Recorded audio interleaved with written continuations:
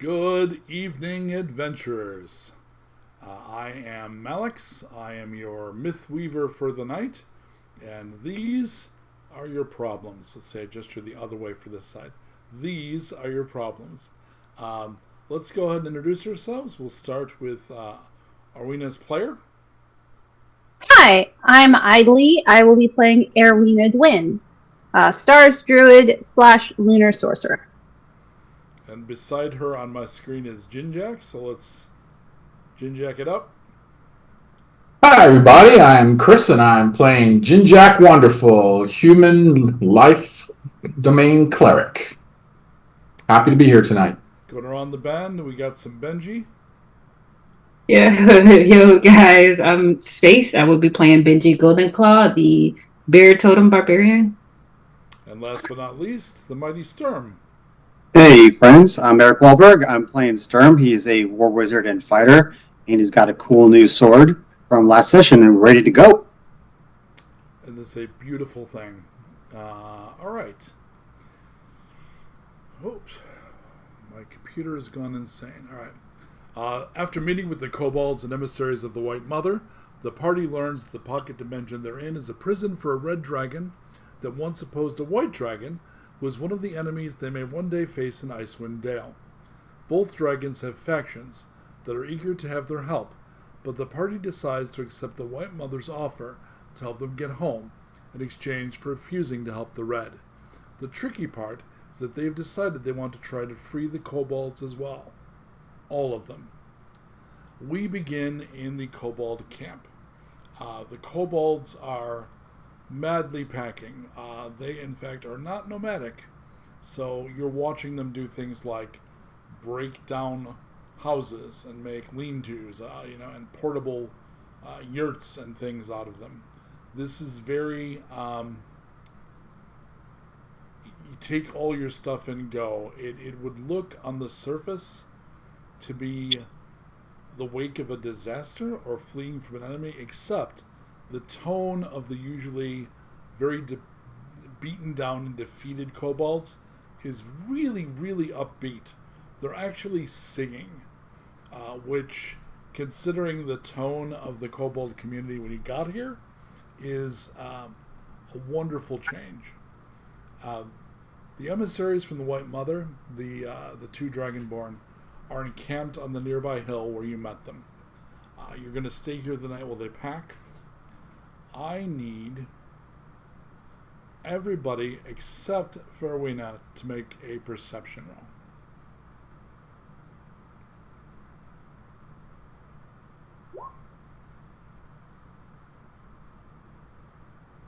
I got a 14. I've gone blind.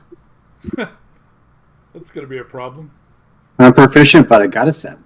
Okay, well, Benji, from within your hamster ball, you notice that Arwena's eyes are no longer just glowing. So not directly, it's almost like the refraction of cat eyes. From certain points of view, they look like burning embers. I think seeing that, I would I'm gonna roll over to her in the hamster ball. So you don't get out of the ball, you just move it? No, this is my new home. Yeah, I think I'm gonna signal her to come closer to the ball. You notice that she is shifting uncomfortably. She may not even notice it herself, but when someone's physically uncomfortable, they do a little, shifting and readjusting where they're sitting, and she's doing that. Hey. What? Come here. Come close. Oh, okay. Okay, wait, no, not that close. So are we? All right, too close. What kind of layers does Arwina wear? You have like an outer cloak, and then like a coat. So she usually has on her cloak, her mage armor is over it. I'll make sure to spend that right now. So there's her glowing ephemeral armor over her clothing. Usually it's pretty much a cloak and a warm but kind of in that like elven weave, where it's light and diaphanous but actually thick and warm like a silk, like a light pink dress underneath. So, Benji, you notice that she has folded up and put aside her traveling cloak. And when you get close to her, you see that she's actually sweating a little, and you're not sure if you've actually seen her sweat ever.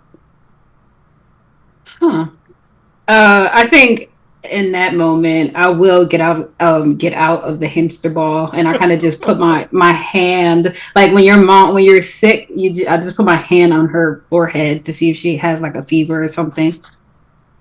Yes. She's actually hot to the touch. Not enough to cause you damage, but like jerk back from a hot pan hot.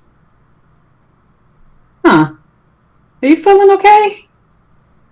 I mean, Arwina, make a con save.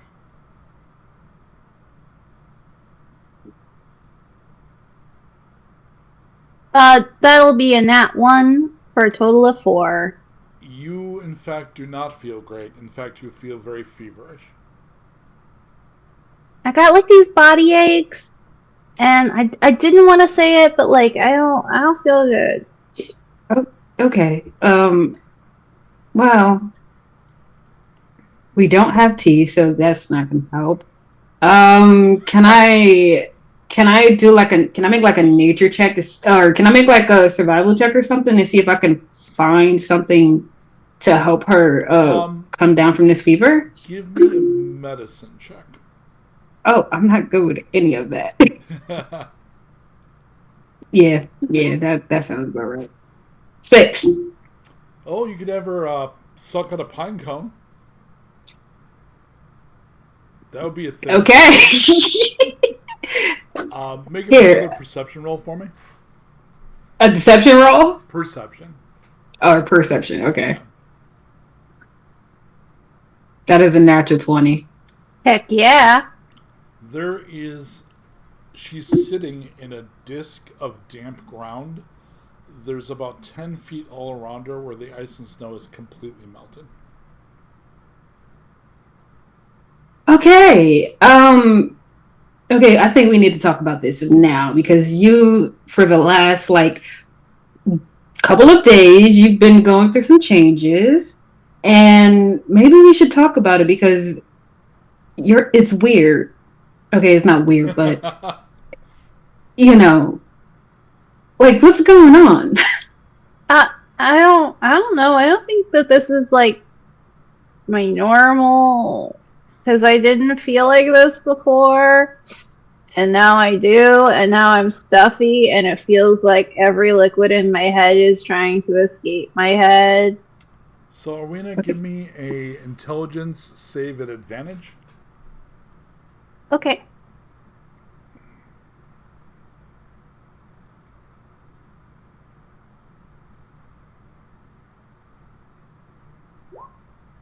It's either 10 or 6, so 10. I guess you're distracted because you're not feeling great, but I'll give you this. You think this is the same effect that started when you crossed over? You've been getting hotter and hotter and hotter both physically and internally. And it's just out of the point where it's kind of painful. Mm-hmm. I think it's whatever the dragon lady did to me. I mean, I knew I was already hot stuff, but this is a lot. Of course. Okay. We need to get you back to Icewind Dale immediately. And I think I will start taking off my furs, and I kind of just soak it in the ice cold, snow. Oh, yeah. And I kind of just put it on her so it can help her cool down. Yeah. And if you're going to be with her, she's like a space heater, so the furs you normally wear would be really uncomfortable close to her. Do you get Jinjak and Sturm? If they're sleeping, no. If they're not busy, then I'll let them know. Yeah. All right. So you help Arwina as best you can. The pine cone doesn't do much. If nothing I else, just wanted to see you do that. I didn't think you would really agree to it. I mean, I think maybe if we made some tea, it would help with a normal cold, maybe. But Yeah. You want tea? I mean, we could find it. We can. Can I go? How far away was that berry bush where we talked to the big? half a day. But Oh, you could do pine tree tea using okay. the little needles, pine tree needles. Okay. Yeah, I will it's not great, try. but it does make good tea. Okay, I will try to do that for her. I kind of just keep her near me so that she's not disturbing the kobolds. But I will kind of just be a shoulder for her to lean on if she, Are we gonna make if a she doesn't perception feel roll, good. please? huh? Make a perception roll for me. A perception roll. Yes. 13. While Benji is helping you out, I imagine, if nothing else, the pine cone acts as a distraction, so it actually helps a little bit. Mm-hmm. But there's a half a dozen kobolds, like, sitting on perches watching her work, Mm-hmm. kind of adoringly. Oh, you got a new crowd, so that's good. Morning time. All four of you are at breakfast. The kobolds are mostly packed up. There are 32 adults, 10 elderly, and 6 little ones. And the little ones are real little. Oh,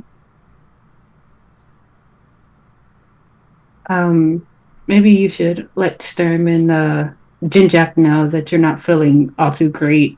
And if you want, you can ride. I'll give you a piggyback ride. If you don't feel like walking. You're all physically together right now, if you want to tell them. mm-hmm. Could you repeat the kobold numbers again, please? Yes. 32 adults, 10 elderly, and 6 little ones of various sizes. And am I aware? Benji, are you sharing Arwena's condition with myself and Stern? Oh yes, yeah, I said that out loud. I think they're trying to pull you, Arwena. They're trying to pull me where? Well, they probably know by now that after we killed the guards and broke out of the palace, they're aware that we're not going to cooperate with them. So I'm thinking that whatever magic they used to summon you, they're using it again, would be my guess, and enhancing it. Unfortunately, I don't know. I don't have any magic to counter this. Stern, how about you? I would like to do an Arcana check if I could. Yep.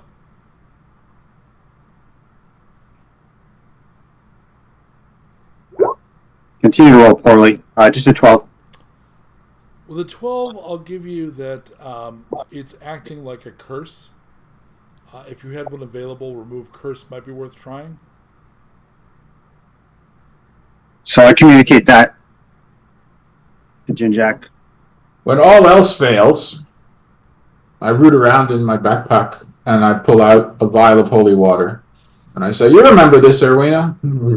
Oh, yeah, I do. When you cleaned my hand when I touched the yucky rock that I wasn't supposed to touch, but I didn't know I was supposed to touch it yet. Oh, dear. All right. She is out of it. Put your head back and just take a sip of this. I don't know if it'll work, but it might help a little bit.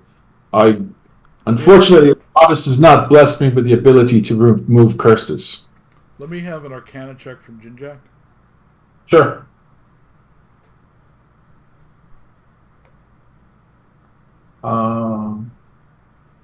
Sorry for the delay in rolling this out. It's set to advantage, and I keep having to go in and tell it not to do that. When it does that, I always just mentally use the leftmost die. Ah. I just leave it. Wow. Okay. 17? So she does not react at all. You think whatever it is arcane and not divine. So if it is a curse, it's probably not like a clerical kind of curse. This feels like magic. Is it sympathetic magic? You don't think? Oh, Stern. Does it look like sympathetic magic? I mean, of the type that you need a part or of the person in order to channel it? Mike? There's no way to reverse engineer that, unfortunately. From the symptoms that you have, there isn't enough information. I'm not sure. Oh, well. Then the best course of action, the way I see it, there's two things. We go to the red dragonkin hold and kill the person casting it, or we get off this plane, and I know what I'd vote for. I know what I vote for too. Murder. You know what I think it's time for, though? Why? Murder? No. Not murder. Tell a story first, Okay. Erwina. You just tuck in there. Okay. Calm yourselves, gentlefolk, for today we'll begin our journey, a long march to free you from this broken and savage land. This journey will not be easy, and you're not assured the place we are going is, be assured the place we are going is a land of strife. But, and I continue for 10 minutes, better a home where you can be free, a place where you can be hunters. A tough heaven instead of a certain hell. Become the hunters instead of the prey. And in the Earth Mother's name, let us pray.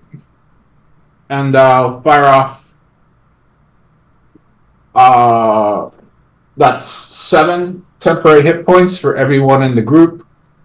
Plus Smork and Boss Case, because I can do 6 people. Okay, so you need to call them Boston's over smart. before you tell the story then. When you call them over, Smork, my friends, I trust you slept well? Oh no! Those sounds mean you're pregnant? No. Are you nauseous? Did we give you bad food? No, I think it's just bad magic. Oh, I'm sorry. I don't think I can help with that, but I don't think anyone can. I'm just going to add this to the list of weird things that have happened this month, week, well, I mean, days? I don't even know. Boss Keys is very pleased with everything that's happened. I've never seen him, I was going to say so happy. I don't think I've ever seen him happy. He doesn't yell or insult to say hello anymore. That's good. I'm glad of that for you. We may need your people's help. Well, we're almost ready. What can we do for you? We're going to go back to the stronghold. We have to reverse this curse on Erwina. What? Actually, I was thinking that we'd just get out of here. Oh, yeah, we were kind of hoping to run to that portal you described, but we'll back you up against a whole fortress full of terrible, evil dragons. Yeah, what he said. Stern, I think you... Oh, I should have known. Yeah, you misunderstood me when I said I know what I'd prefer. I would prefer to get off this plane and escape with the kobolds. If this curse cannot be reversed from our realm, what will happen to Rabbit? I'm thinking... I'll melt. Happy birthday. Well, I was thinking that if we get off this realm, then that will... Well, you know how distance works. Actually, I have no idea. This is actually realm, Stern. If we go back to the other plane, will that break the curse? As best I could conjecture, perhaps a spell. of our own, but most likely we'll have to destroy either the caster or whatever conduit was used to cast it. A small group of kobolds is heading your way. Perhaps they would have some knowledge of this. One of them is carrying a basket full of stuff. I take the basket. Oh, as you approach, they drop to one knee. Hang on a second.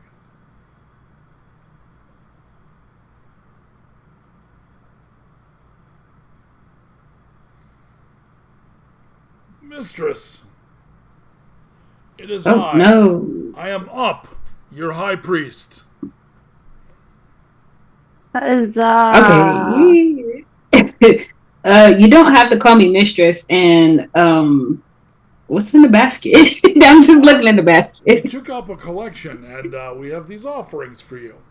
So, in the basket are the following items: 3 hand-woven blankets, a knife made of chipped obsidian, 6 spicy meat root hand pies, a bracelet made of bones, 3 links of sausage of questionable origin, a hide tattooed with cave paintings of dancing kobolds, and 12 nice rocks.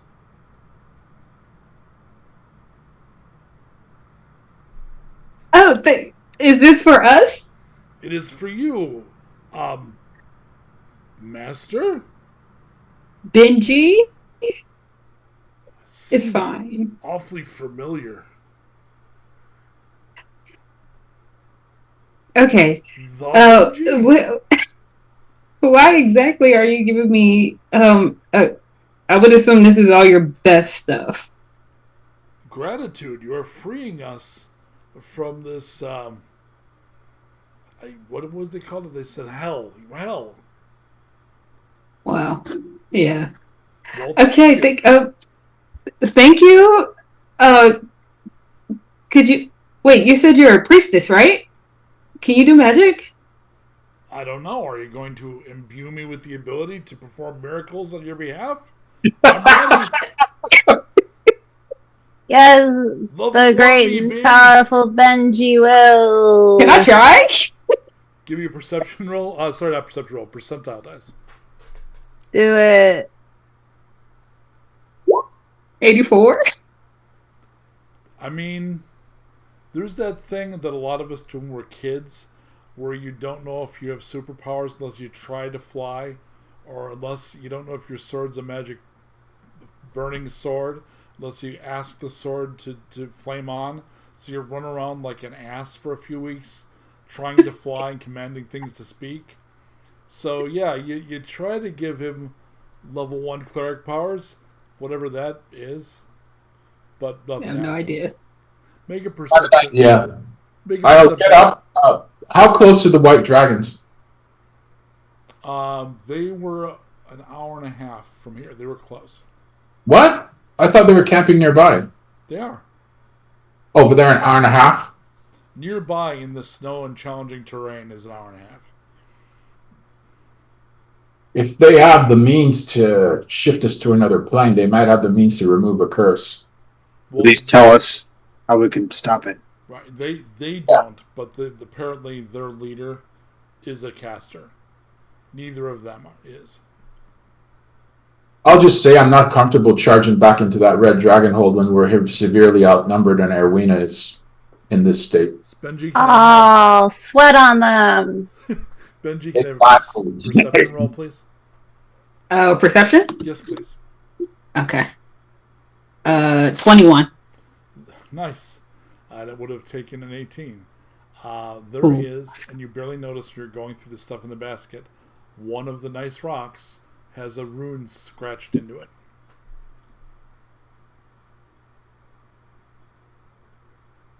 Stern?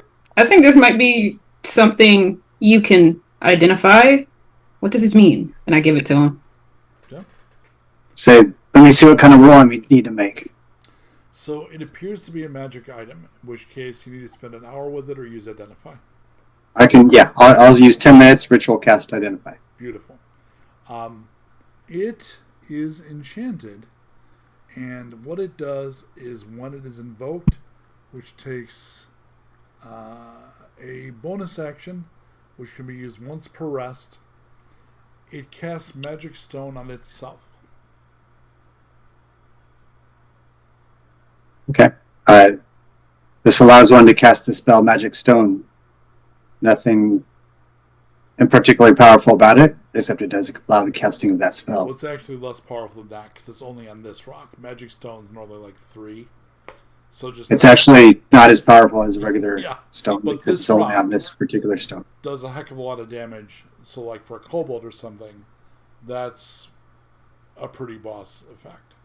However, to a kobold, it would be very powerful because they're not strong. Oh, okay. I mean, I guess that makes sense. All right. Irina, do you want to walk, or I can give you? I was promised a piggyback ride. All right. Okay. Aw. I squat down so that she can hop on my back. You know, this is not the same without my little buddy. It feels so weird. And it's just Benji like this says out loud. giant compared to Snark. Sweaty, sick, heavy You're- breathing, Wow. Erwina now.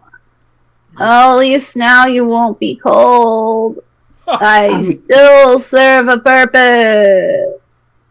Yeah, you know what? I would like you to wash my my furs when you're done using them. It's called magic. I got you. I don't think you should be doing magic right now. You look really out of it. I didn't say right now. I said Okay, all right. could handle You know, it later. Maybe. I'm just if trying I'm to not help. I think are we going to the White Dragons, you guys, or One as Yeah. as you One moment, please. Let me. Oh, sorry. Go ahead. PCs go first. What you got?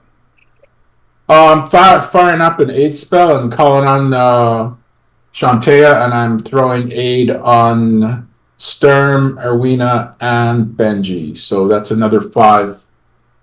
5 temp. So you guys should have 12 temp hit points. Okay. Yay! You almost doubled my hit points. And as you prepare to go to meet up with the White Dragons, the kobolds all get up and go with you. So essentially the whole village gets up and moves. And a small group of them will push the hamster ball alongside Benji so that when you need it again, it's there. I'll ask. Actually, I'll just ask Smart. Smart, could you have some scouts out just so we don't get surprised? I know you guys are really sharp on that. Oh yeah, we're pretty good. The only downside is if we get caught by anything, one hit we die. But we're disposable. Run over to us and we'll take care of that. You just So just be run if we eyes, see okay? anything. eyes and ears All right. and noses. And he runs back and gets a small group of 4, takes off. What were you saying, Benji? I don't remember. It's all right. You were distracted by your giant hamster ball. Yes, it's magnificent, isn't it? But It's like a new workout routine. I'm gonna add this to my workout routine in the morning. About an hour later, you arrive at the small hill, and these 2 gentlemen are waiting for you. That the one in the robes is Shualir, and the fighter is Azar Ray. I see that you've brought your friends with you. I hope that our leaders can help you. They should be able to. Yeah, we hope it's a gate and not a teleport. I'm not privy to the mechanism. I've never been present when something like that is done. But I know that I'm going to drop a proper noun on you. Hovik is a spellcrafter. And Would you happen to know would any of the Shit. Sorry, go ahead. No, you're fine. I was just gonna ask, what nature is his magic? Is it arcane, or is it like arcane like Sturm, or is it like clerical like He Jinjax? is the mouth of the White Mother. Um, he speaks for our goddess. He's a Hmm. priest. Okay. You said that it's so fancy. Oh, I'm sorry. To know, would any of you happen to have the ability to remove a curse? Oh, I can't perform miracles, and this is my bodyguard. That's right. All right. How quickly can we get to your home? Oh, just 3 days. Well, then, let's be about it. We should arrive on the third day, so 2.5. We're not going to be able to go particularly quickly with, what is it, 50 kobolds with us? Well, we're not leaving them behind, so No, I'm just saying, fast march is not in the cards.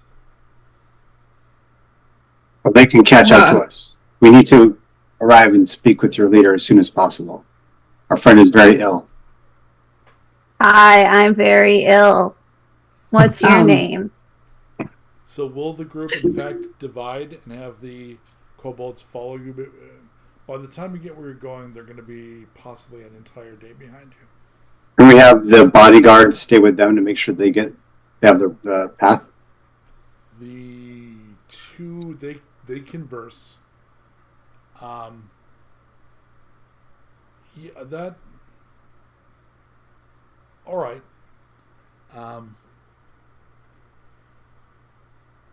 He's confident that he can defend against most of what you might encounter on between here and there, except if the servants of the other dragon were to attack. if they attack, then I suggest the kobolds go to ground and scatter, and you run. Like, don't try to stand your ground against them. Unless you have a chance of victory, which, depending on how much strength they have. The point is that, well, I think you're better off relying on speed and evasion, and the kobolds are very good at hiding. So you realize that while they're carrying their village, they are not good at hiding, and they are not fast anymore. Ah, there's that. You've effectively strapped like a couch to every one of them. Well, if it comes down to the couch or your lives, you know the right decision to make. I do have a question. Can I have them put all their stuff in the hamster ball so that way they're not bogged down? So you want them to roll their stuff like an American Gladiators or a Mr. Beast, like put all your crap in this ball. We're gonna roll it across the finish line. This feels like Squid Game. If you succeed, yeah, I want to just so that way if they have to run, they don't have their village on their backs. Yeah, but is that ball big enough? I mean, I'm thinking it was big enough to fit me. Cool. There's 32. There's 50 of them with all their furniture. Rule of Cool says it is. Rule of Cool says it was oversized because if you want a hamster ball big enough for her to use it like that, it'd be twice her height, right? Small. Yeah, then it's more like a dung beetle ball. If it was too much closer to her height, it would be hard to go around. So it'd have to be big. And it's going to be tough, but I love the scene that we're going to get to see in montage of all the kobolds lining up and just stuffing their crap into the ball, which they, of course, take as absolute assurance that Benji anticipated all of this and that Benji's sphere is going to get their possessions and them to safety. And they're all absolutely over the moon. Okay, so what I heard was I'm setting them up for failure. Okay. You need uh, you need a therapist, Benji. yeah, I mean that's true. Yeah, so I think once they put their stuff in, I will push it while I don't know, can I push it while I have Irwin on me? What's your strength? 18. So, I have a +4 so modifier. for the record, I have long considered Conan's strength to be 16. Okay. So bear in mind that that makes you about 8 times as strong as Conan. Ooh. 18 is that number that you can't start out of the gate at level 1 with. So you have to be like kind of a perfected, maxed out warrior to have an 18. So the idea that you could like have somebody in your back and push a dung beetle city dryer ball, I think is absolutely a proper test of Benji's strength. All in a day's workout. Just like to They're continue to doing push. great. Thanks. Yay! You are too, honey. Are you okay? Like, if you want to throw up, let me know because I will throw you off. Do not throw Okay. up on me. I will attempt to not. Okay. At the end of day 1's travels, from time to time, Arena, you will see the red glow on the horizon that no one else can see, and it, to your eyes, appears fiery and intense. I don't want to go where the burning lights are. So, What given are that you- they're now, given the dryer ball dung beetle solution, you're no longer splitting from the kobolds, right? Like they can keep up with you now. Yes. That was the idea. Yes. Okay. I also think it doesn't look like what it is. You probably look like you're pushing a snowball. You probably look like you're about to make a huge frosty. All right. You stop. Breaking camp, setting up camp is going to be weird because they've got to go fishing in the giant snowball to pull out like tent tabs and crap. So there's a whole swarm of kobolds all over this big snowball pulling stuff out. The leader of the 2 dragons goes over to Arwena. Hello. Welcome.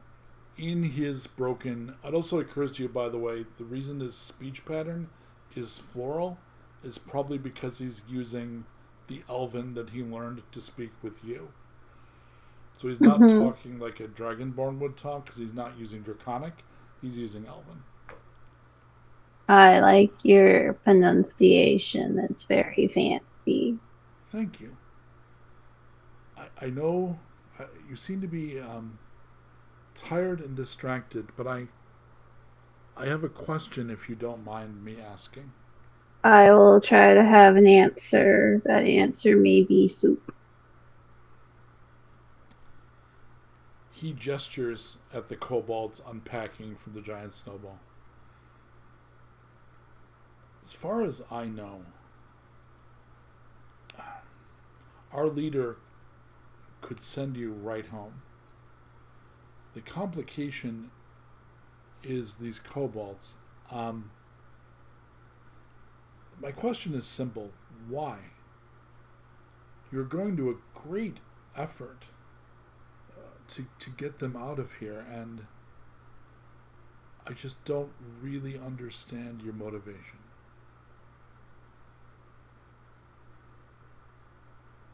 Well, sometimes you do what's right even though it's very hard and impossible.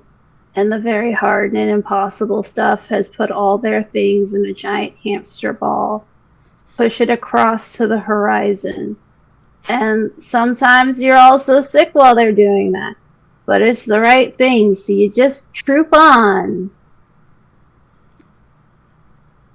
We understand commitment, resilience, and hardship. We were brought into this prison with no true freedom, and no true choice save to serve. You have the gift of freedom. So the question really is, you say that it's right. Why do you consider this right? Well, I consider it right because no one that helped me leave home, nobody did. And now I'm like 35, just left home, first time ever, and sometimes you just gotta help people get where they're going. Because sometimes things are not good. And you just gotta keep trucking on with their giant hamster ball. Do you have 2 heads? No, Is that normal? That's my bodyguard. Sorry. So Oh. you talk about them as though they're equals. Yeah.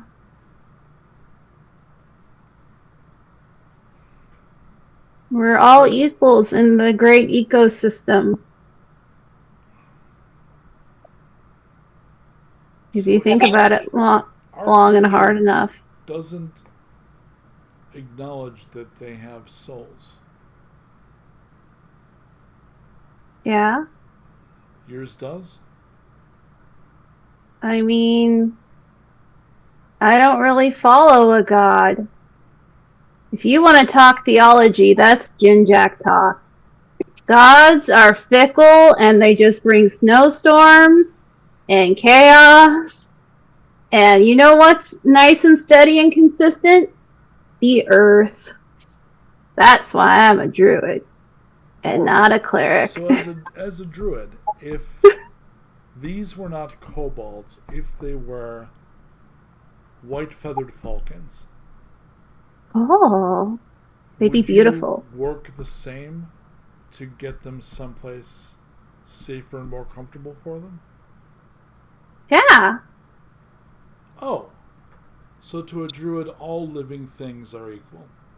And all living things have value. You can't have a good, stable forest if you get rid of all the mushrooms. It'll cause all of the bears to die eventually.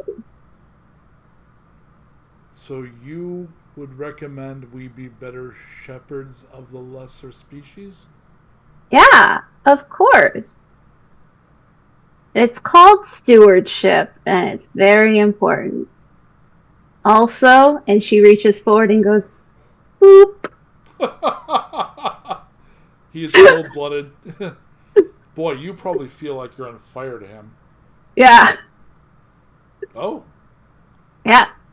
well, when you're feeling better, would you explain stewardship more to me? Yeah. Thank you. All right.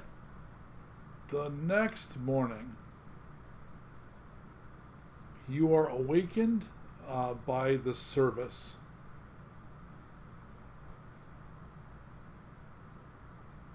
The kobolds, about 12 of them, are having a morning mass when the sun comes up, and they are praying to Benji. Oh my god. Do I wake up with like 50 kobolds surrounding me? Just 12. Oh. Yeah, I think I jump out of my skin. I'm just like, what the? Oh my. Okay. Jinjak? And I just look for Jinjak in that moment. I'm just like, please help. Oh. Well, you don't want to be their goddess anymore. I didn't want to be it in the first place. All right. But if I'm going to sort this out, you got to back me up. Oh, hail Okay. Benji! I throw a snowball at Erwina. Oh, you want her to help you? All right, fine then. I won't. I didn't know. Well, look, here's the thing. I know how you feel about my goddess, and I've heard what other people feel about her as well. So No, I'm going to no. give them a sermon and explain stuff to them. But Okay. if you're gonna come in afterwards and say, "Oh, his goddess is crap," or "Don't listen to I would him," never say that's that. called not backing me up. All right. I would back you up. I would never say your goddess is crap. She helped me defeat a polar bear. So I know, but I keep hearing that all the time about gods being like evil and chaos and whatever. Even though, I all I can say is that Shantae never done harm to anybody in this group, and I kept saying over and over again, Yeah. Shantae loves you, but no one seems to believe me. It's getting really irritating. Is all I've got to say. Plus, I have not had my tea. Hold on. you either. Why you think I'm so Jin-Jack, worked up, Jin-Jack? Have you had a snack yet? Because you're not No, I have yourself not, when you Nina, haven't and eaten. thank you for reminding me. And how are you feeling? I feel like death. Can I check up? Well, or ask Arena, may I check up on you just to see? Yeah. All right. One sec. The first number. I didn't ask for a roll. 16? I didn't ask for a roll. Oh, well, I'm doing a. All right. I check up on her. What? Okay. No roll? No. Sorry, I didn't explain this. So please never do a roll or call for a roll. Always just do All right. what you do. I'll turn it into game nonsense and ask you for rolls where necessary. Okay. Well, I check up on her. In this situation, her condition has not changed enough for there to be an appreciable difference. All right. That's fine. You check her over and she seems pretty much like yesterday. All right. But has she worsened? No. Okay. Does for if she has, it's so, like it's 2% or something, and it's not enough that you can easily test, right? Because you don't have a thermometer broken down by degrees or anything like Well, I that. didn't expect it to help. I mean, Oh, like, I'm totally. it's a curse, but I just want to make sure she's not getting any worse. For sure, yeah. Because you'd want All right. because of course. No, it's whatever it is. It has not gotten better, but has not gotten worse. I will have a chat with the kobolds as best I can. Oh, good lord. So, Or actually, you know what? On one hand, I look at Benji and I say, "Is it bothering you that much?" It's no, but it's a little weird having like 12 people, around you when you first wake up in the morning. Like think about it, right? What if I was in your room, right? And I'm just standing over your bed while you're sleeping. You wake up and I'm the first thing you see. Well, here's the thing. If you tell them not to do it, they probably won't. Okay. And we are kind of roughing it right there. Benji, I gotta tell you something. And I'm gonna hold your hand while I do. Okay. We see you every time we wake up anyway. That's not what okay. And I push her out of the way. I just push her back into the snow. You need to cool off. Move. Well, here's the thing, Benji, Jin-Jack. we're going to be Say what traveling as quickly as we can. They're in very good spirits, and part of it is because they believe in you. So I'm thinking this is a good thing. Yes, but the last person to believe in me died.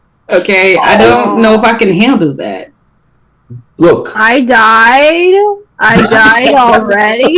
I take a pile of snow on top of Because everything. I believe in you, Benji. Maybe not in a deific way, mostly because I Benji, don't do that. That works. Treating her like an overheating car and just taking handfuls of snow.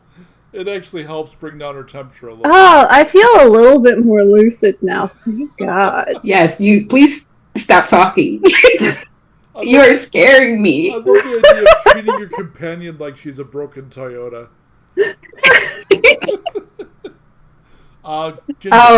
Jin-Jack, up comes over to you. Can I speak with you for a moment, Mr. Jack? oh, certainly. And it's just Jim Jack.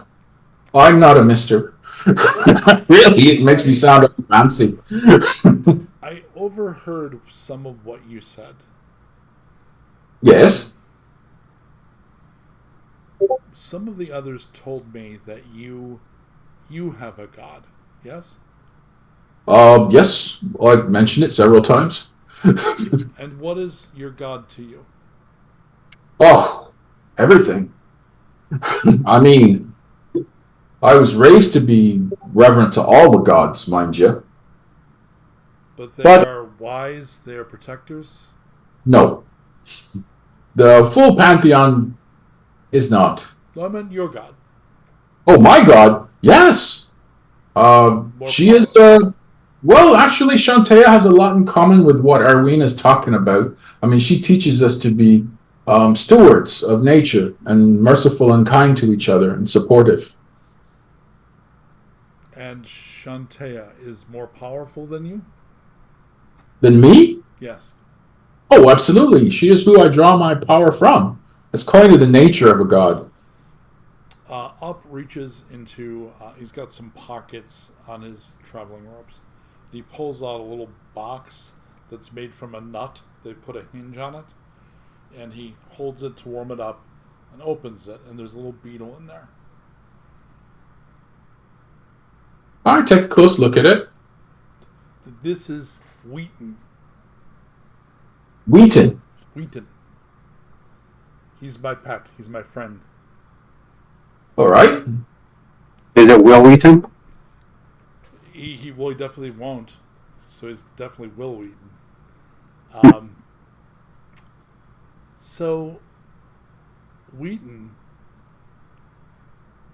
I make sure he eats. I protect him. I take him from place to place. Mm-hmm. He kind of looks you in the eye. You He see, is you're the steward of Wheaton then. similarly, Benji has helped us believe we're worthy of more than we've had. Benji has gotten us literally up out of who we've been and out of our home to go to someplace better. Benji is in fact more powerful than we are. How wrong am I to offer praise? I think that it's perfectly fine for you to thank Benji and offer praise to her for the help that she's given you and the inspiration she has provided to you. That is what friends do, looking out for each other. That is what a kind person doesn't demand, but is appreciated when it is received. I mean, we're doing this, well, she's doing this. Oh boy, I'm assuming a lot here, because she believes this is the right thing to do. And people who do things for that don't do it with the expectation of worship or praise. We have a saying among Shantaeans, which is, be good for goodness sake, for goodness sake. And in this instance, and I assure you, it's not always the case with Benji, especially if you cross her. In this instance, she has decided to look that you are worthy of being looked out for. This does not make her a god. This makes her a decent human being. Or, in this context, a decent person. I think we're saying the same thing, and the only difference is a matter of scale. Yes, you look out for Wheaton there, and you do it with no expectation of anything from Wheaton than, I assume, the pleasure of his company. Yes? We don't offer tribute or thankness as a transactional matter. It is out of unexpected joy and appreciation. This is why I was telling her that maybe I shouldn't be talking you out of that. But Benji is a humble woman, and if He actually laughs. Isn't that how you would describe the most noble and admirable of these gods of yours? I suppose so, but it's also a matter of scale, and If also a matter that if Wheaton could write their history and all of the great deeds and events of their life, they would describe me as a titanic figure of unfathomable power that could move them like a mountain moved them in the palm of their hand. I would tell you that when our people write our history, Benji will figure largely in that history and will be no less large, no less powerful, no less epic or legendary. Well, if that's your choice, then so be it. I'm wise enough to know that, well, all gods start out somewhere, and who knows? Centuries down the road, Benji might be a kobold goddess. You know? He literally Manifestation. clasps you on the shoulder and says, yes, centuries from now. So it sounds like we have an understanding. We do. I just say, I have one request, though. Boundaries? She doesn't like it when she wakes up and you're all staring over her, all right? If you could just pass the word around and I maybe... tried to get them to stand further I back. know, The but young just ones are ask. so eager. Yeah, but you don't understand it. If she wakes up and she, like, you know, is having a nightmare or something, yeah, some of you might not live. So you may notice when I wake Benji up, I take my mace and I take the end of it and I tap her on the sole of her foot, right? I will explain it again. Little Timmy in particular was very anxious to see what he described as Benji's dawning. Oh.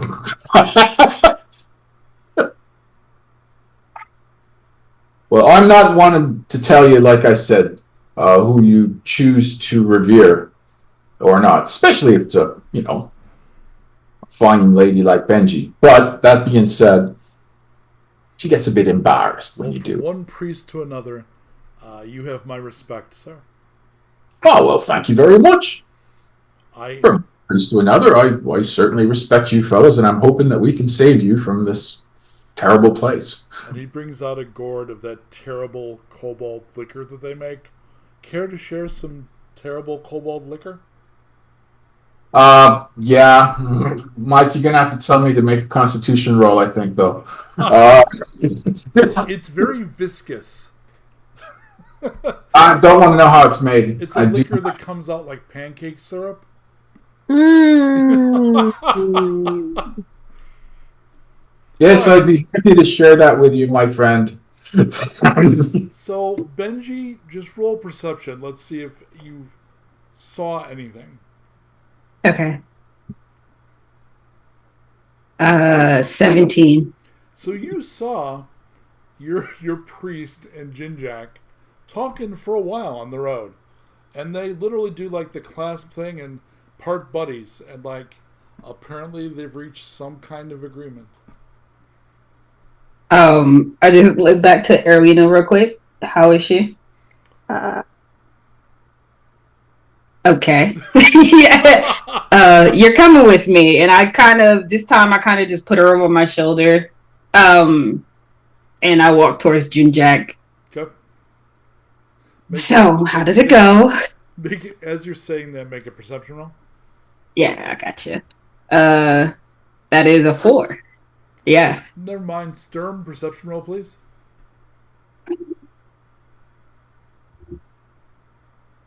Incoming. Yep.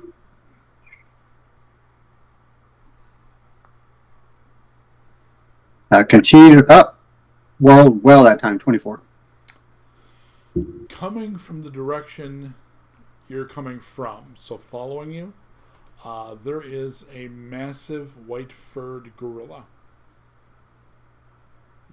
Friend has found us, I say, and then turn my head towards the gorilla to get the clarity to the player. It For the has players. a bunch of blood on its fur, and it's gnawing on a bone. And it goes kind of... Gorillas do this cool, like, three-legged run, where they use the one hand for whatever, like eating bones, and they do 1, 2, 3 with the you know, you've probably seen it. Looks super cool. And on a giant white gorilla, looks even better. It's my friend, Ordo. And it appears Gorgo has had some success. The goblins are kind of freaking out. It's okay. It's my friend. I know him. I know that guy. I know that guy. So will you Do you have this, Serwina? I mean, we can't talk to. I can't talk to him. She will use a spell slot to cast Speak with Animal. Okay. Am I supposed to walk over there with you? I mean, if you want to. Can you? Okay. And I will start walking that way. But as I walk, I will ritually cast Speak with Animals so I can understand. Okay. The up is talking to the kobolds, telling them they have nothing to fear because Benji is with them, and no harm will come to them. So, Yeah. are we? And Benji walks with me, so I walk in power now. And Sturm, are you nearby for protection if needed? Absolutely. I also want to put myself in between the gorilla and the kobolds, so I'll be close, but at that angle, in case you decide to charge them. Yeah, if they're going to the back, they will be a distance from the kobolds, then a distance to the ape. So it would have to do a big end run to get around you. Yeah. Yep, I'll come up. So all three of you, and Jinjak, do you stay with the group or you stay with the kobolds? Oh, I'm staying close to Erwina. Okay. As you all get closer, you see that some of the blood is its own, and some is the blood of something else. No. So Gordo, are you okay? Yes. What are you doing out here? Came to thank you. Oh, you're very welcome. And he finishes, gets the last bit of gristle, and reaches down and hands you the bone. Oh. It's with Erwina's like wibbly, sick arms. It's a femur. Like this would be boss for Shillelagh. Oh, sweet. This is part of the leg of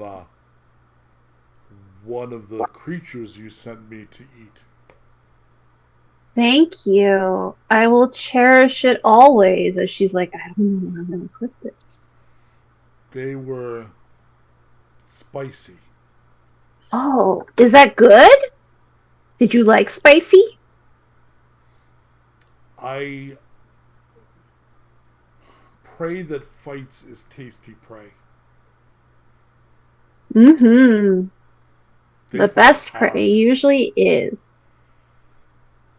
Thank you. You're very welcome. And it turns and lopes back the direction it came. We should have tried to take Gordo with us through the portal, too. Absolutely not. Why? He's really nice.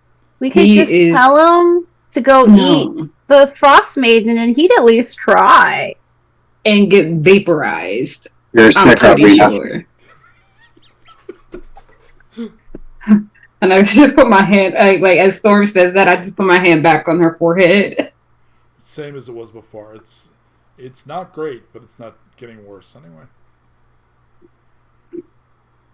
And there's to be fair, I thought he was cool. There was a ooh from the kobolds. From where they're standing, you walked up together, and as far as they know, Benji calmed the thing and sent it off. Sure, I'll take credit for that.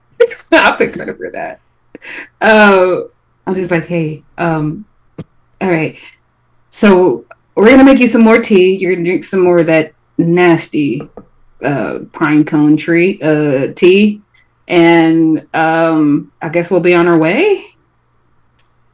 Finally, one of the two Dragonborn catches you doing that, and says, "Oh, no." And he takes out, and he's got like a little infuser bell. You need proper tea. I love this for you. And he will make you the equivalent of draconic English breakfast. This is very powerful. It's made for our people, and you appear small and delicate. I am not. Are you talking to delicate. me or her? I am He made of looks the back over to you by heavy looking metal up. of stars. Her. Yeah, that was the right answer. I just wanted you to know that was the right answer. And I think Benji is clutching on one of the battle axes she took Yeah. from the fight, All right. and she calms down. Let me get on. Oh boy. I'm going to close a program because my computer is acting weird. I think OBS uses a lot of resources.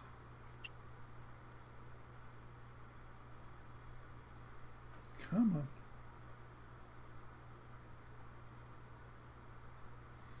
Okay, maybe that'll help.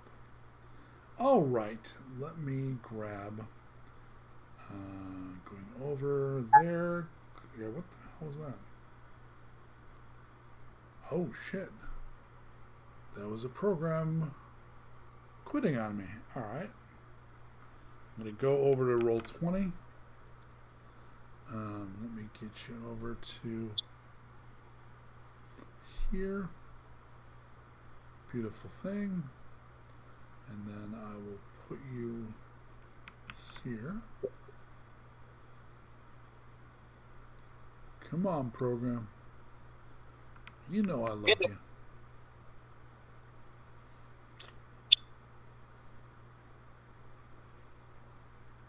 Let's copy.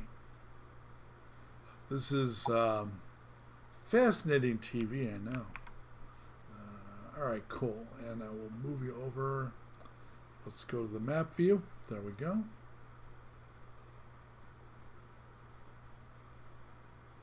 All right. You will notice, let me get rid of the redundant smork. I have placed a camp on the map there. These two tents up here, this one and this one, are your tents.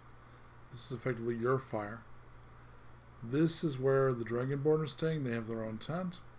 This whole business over here, that's all roughly 50 kobolds. I have icons for the two Dragonborn and the 3 key kobolds. Please place yourselves in the camp. I still see the tunnel. Yeah, I Yeah. still see the tunnel. I'm not seeing the camp in Roll20. Update the ribbon. There we go. So let me give you the tour again. These are your tents. This tent is for the Dragonborn.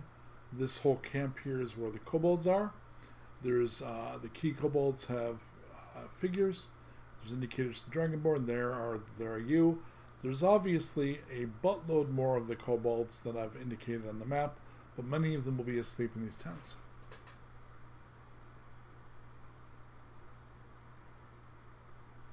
I think Erwina is going to find a place in a snowbank to like just bring down her fever. Just sit in the snow. Yeah, just sitting like straight in the snow. Okay, so for first watch, who's up and who's in the tents? I will do first watch. Or I'll volunteer.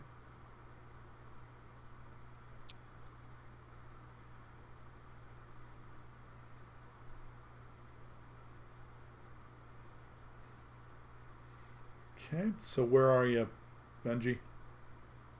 I think I would be by do I just see I'm by the fire, but do I see Erwina just like laying? Yep, she picked a big old ice and snow pile, which is slowly, there'd be steam coming off of it. Okay. I'm just kind of keeping an eye on her to make sure she doesn't pass out or anything.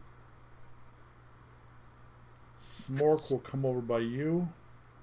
The priest is going to strategically stay about here, and he'll keep shooing away over-eager, over-curious kobolds. Like, she may have time to sign your album tomorrow. Just keep pushing them back. All right. I'm going to assume you're by the fire. The key person here, to my mind, would be Sturm. Sturm, give me a perception roll. 15. Okay. And if it matters, I'm spending my time getting big handfuls of snow and just bringing it over to Arwina as the snow she's using keeps melting. Thank you, Sturm. And It's- she'll give Sturm, even though he's like 9 feet tall, she'll give him like a little like sweaty, sad, overheated hug on like I guess like his leg. I put my hand on her forehead. I I think go back. you end up looking like you're in a hot tub, right? Because you'd melt the ice. Beautiful. Very strange. Sturm, you could swear you saw movement over this direction in the frozen tree line. Is there anyone else near me except from Arwina? Just what you see. Oh, so we are all awake then. Oh, no. Jinjak's asleep in the tent. Where? Arwina's being cooled down. I see Arwina right there. I'm sorry, Benji, I mean. Yeah, I assume it was on Benji's watch, so I'm sleeping. Yeah, Ginger, so this is correct. Okay, so Benji's awake? Yeah. Okay. I will whisper Benji, and I'll nod my head towards wherever I heard the sound. Yeah, I will turn in that direction. So Kind of there's taking out my great axe. there was no line of sight from where you're standing to where the ping was. Okay. So for Benji to get a look, you need to change your position. Yeah, I'll come down if he calls me. Perception roll.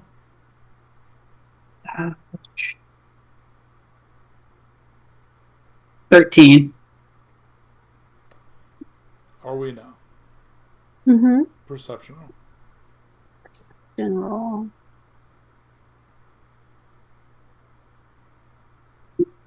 Well, When the last bit of snow melts off the ice in front of you, so this is like a bunch of snow that Sturm brought over and dumped to add to the pile in the hot tub for to cool you down. The ice beneath the snow that melts has kind of burned into it, like somebody took a hot roller and just melted the ice to write words. It says "last chance." oh, that's not good, guys. Do we all see that or? No, just her at this point. Okay. I'm going to. I already have my axe out, Yeah. and I focus on it. The runes glow, and I say, "With this axe, I invoke the might of giants."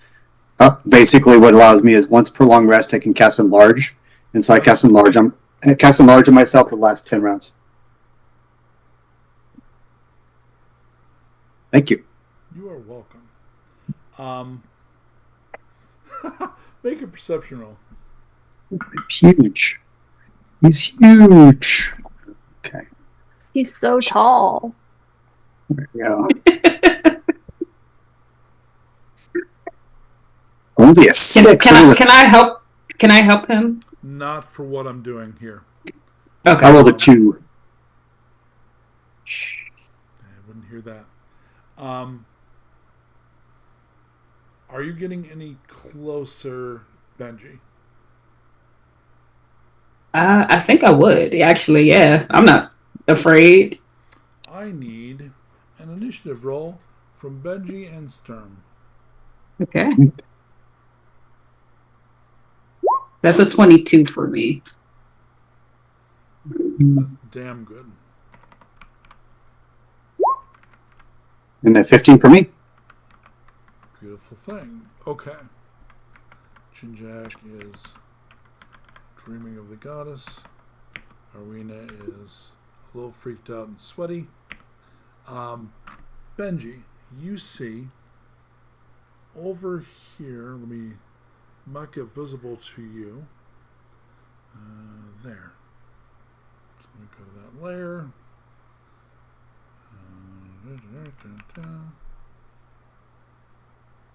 Okay. I'm going to go back to the interface and show you the picture of what you see. You see this.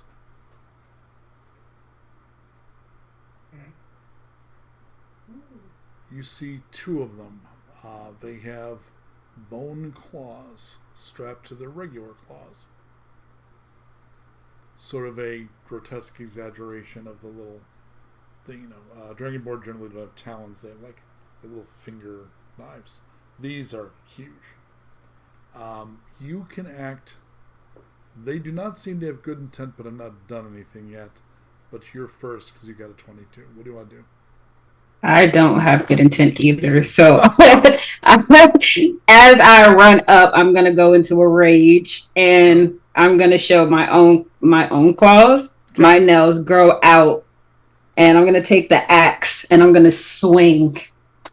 I'm going for a head. Okay, cool. Armor class 14 on these, please. Okay, I will reckless attack and I will great. Actually, let me click the buttons. Reckless and great weapon. That was not right. All right, second. 20 to hit. Damage. It would have been a 15 to hit actually. It's armor class 14. Okay, so this is plus 10, so 27 points of damage to this guy. I will Yep, that one. With a special effect. Not that. Oh, everything is sluggish.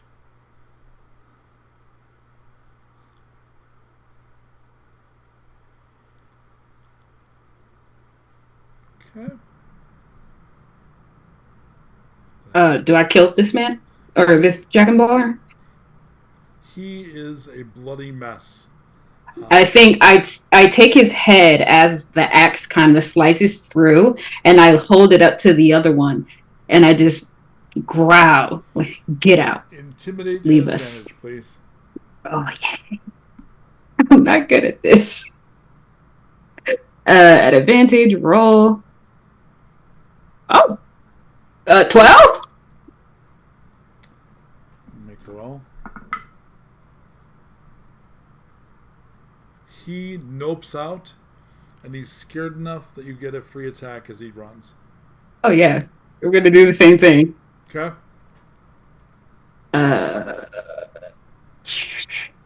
Advantage. That is a 19, and let me see if I get a natural 20. Nope, that is another 19. So 14, you said? Yep. Okay, so this is 22 points. Okay, that one goes red. It's wounded, but it's not dead. I need a perception roll from Sturm at advantage.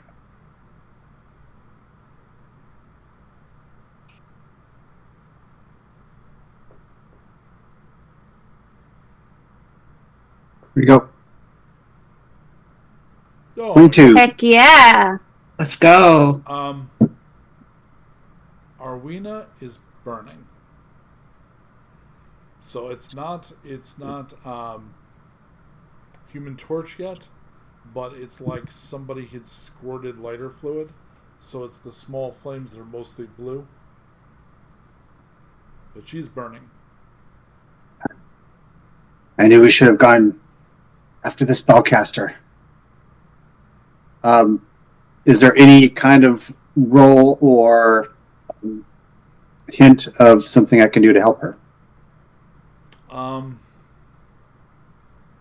Without dispel magic or remove curse, there isn't much. If it starts to damage her, keep her cured up. Okay, then I'll just yell out for Jinjak. Jinjak, perception roll, please.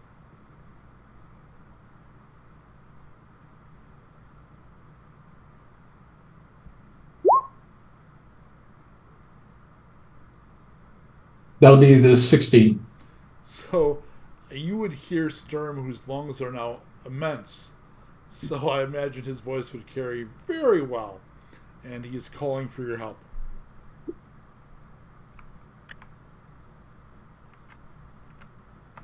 Okay, I'll get up and I'll climb out of my tent. So you'll immediately see what he saw. You will see that Arena is burning. All right. Perception roll.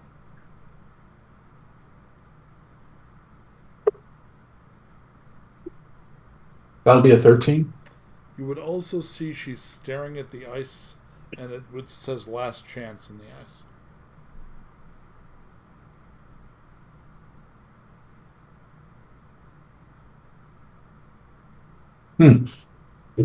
I believe this is called coercion. You've We just do named the not. episode "Coercion." We Can I do ask? not I have a negotiate. question. Yeah. When you say she's burning, is she on fire? Is she just like?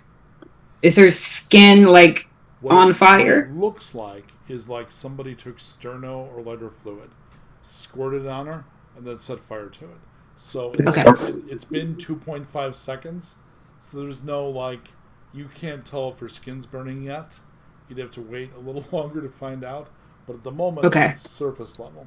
So Benji probably wants to do the same thing I'm going to do, but since I'm right next to her, Yeah. I'm going to go ahead and grab her and thrust her as deep into the snow as I can. Arena, are you comfortable with your old friend picking you up like a rag doll and just going waka waka waka? I don't think Erwina really gets a choice, partially because Erwina is probably feeling like jello at this point. So you go kind of limp, and he picks you up. I Mhm. need Arena to make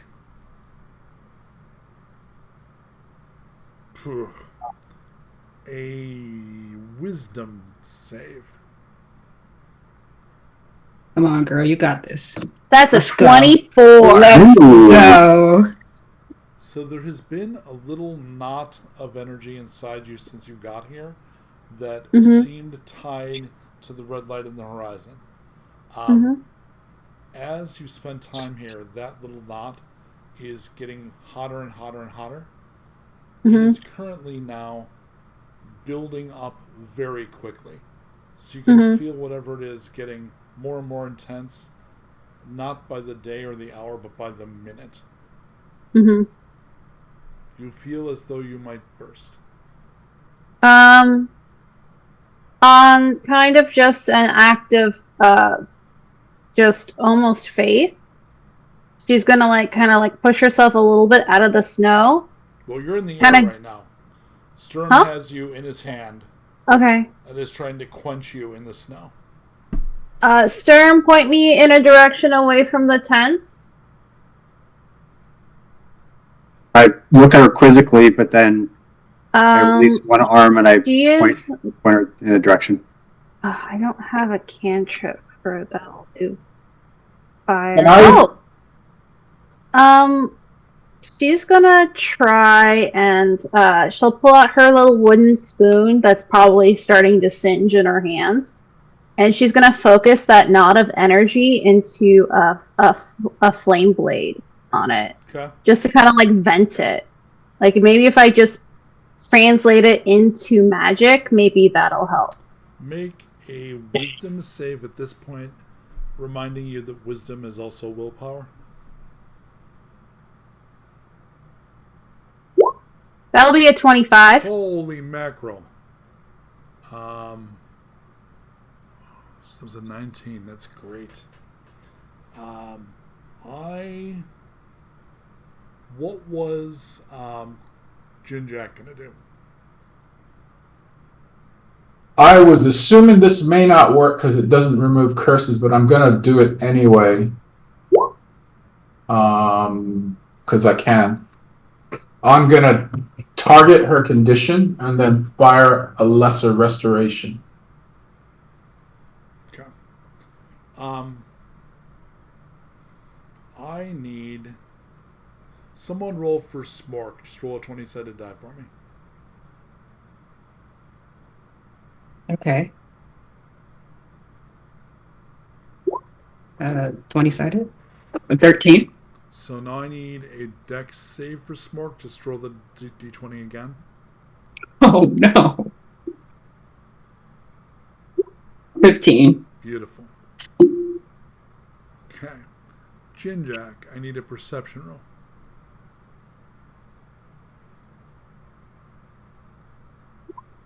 That's an 8. I need a dex save.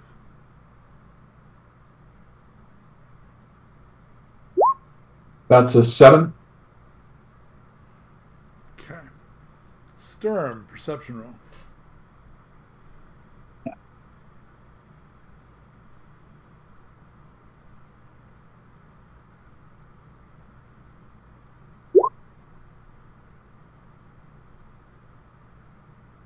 Good. Okay, dex save for Sturm.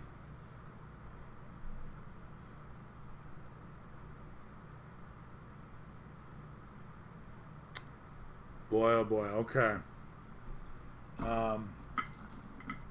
Arwina, you Yeah. successfully call up the magic, expel it from your body, and it is unleashed and explodes.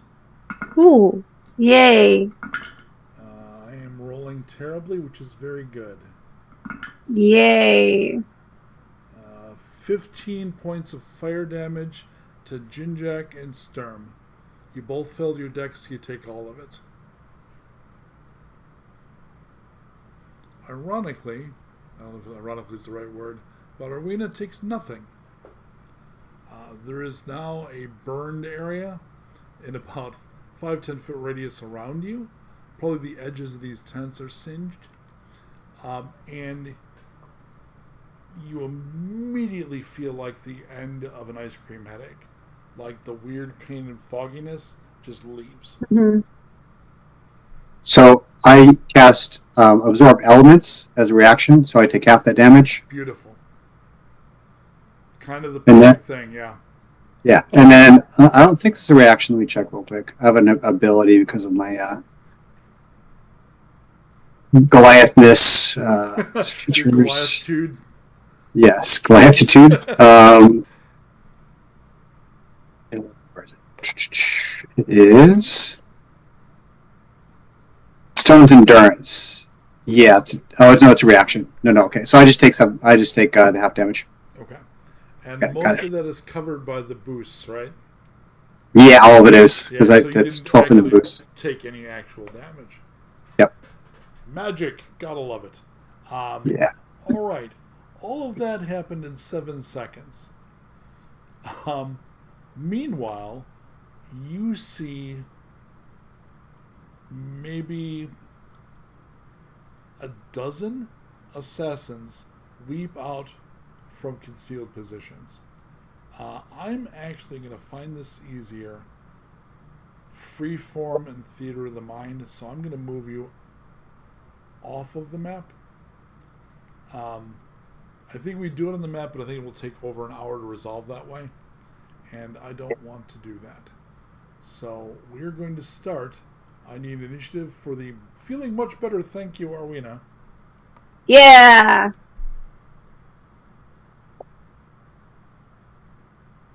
That'll be a 9. Okay, and for the player, you're going to get a GM inspiration because your Okay. timing was excellent. The enemy gave you one last chance to submit. It was in fact coercion and was just going to make you into a bomb and release the curse and to heck with the Chosen. She's not playing ball. And you chose that exact round, which is all of 6 seconds, to be like, what if I throw it away from me? So Yeah. your timing was perfect. All right, Benji. There is now fighting going on throughout the camp. What do you do? So the assassins have come into the camp. Oh, there's more. They were awaiting some kind of signal, and apparently exploding Arwina was good enough for them. I run towards the little ones, Good to go protect the them. kid. Okay. Yeah. Roll a d12 for me. This is a fate roll. I want to see how timely and direct that is. A D12. I use d12 for fate. High is good, Okay. low is bad. That is a 12. So 12, and I love how you keep playing into, no, I'm not any kind of a demigod or whatever, but then your timing, there's one literally closing in. It's the shot from a lot of action movies with the toddler or the stroller and the cars coming. So with a 12, you have absolutely perfect timing. And as the assassin's like, they don't have souls anyway, kill the little one, you come out of no place. And with a 12, I'm not even going to have you roll. We're just going to say, I consider game mechanics to be when the outcome of an action is uncertain, you roll the dice and use the game mechanics. I don't think there's any question that, especially defeating, picture a kobold that's all of 2 feet tall and almost looks more like a plushie than the adult one. So it's this adorable big-eyed thing, right? I think you coming out like the hand of God, and just swatting that bastard to death is not something we need to roll for. In fact, please describe what happens to the miscreant. I think as he goes to attack the toddler and I see it, I kind of just huff it. Kind of going on all fours like a mama bear, honestly. And I put my great axe back on my great axe back on my back, and I go down in all fours, and I kind of just run as fast as I can. And as I'm leaping in the air to jump in front of this child, I take my great axe out, and I just kind of come down, kind of splitting him from the top of his head. There was a museum exhibit at the Field Museum in Chicago for a long time that showed slices of people and animals. I think we get that. He literally, we see well, that's what the brain looks like from the side, and then he just peels apart like a banana. Yeah, Jinjack, that happens. I think you just hear Benji yell out, "You don't mess with kids, okay? Don't mess with the kids. I don't care about anybody else." So what do you do, All right. Jinjack? Oh, sorry. You're up. Fire off the necklace of Shantaea's blessing. Okay. Fire off a blessing spell with the usual suspects 1, 2, and 3. Perfect. And then I say, remember, she loves you! Then I will call upon my juice and say, ouchie, what did you do, Erwina? And I'll fire off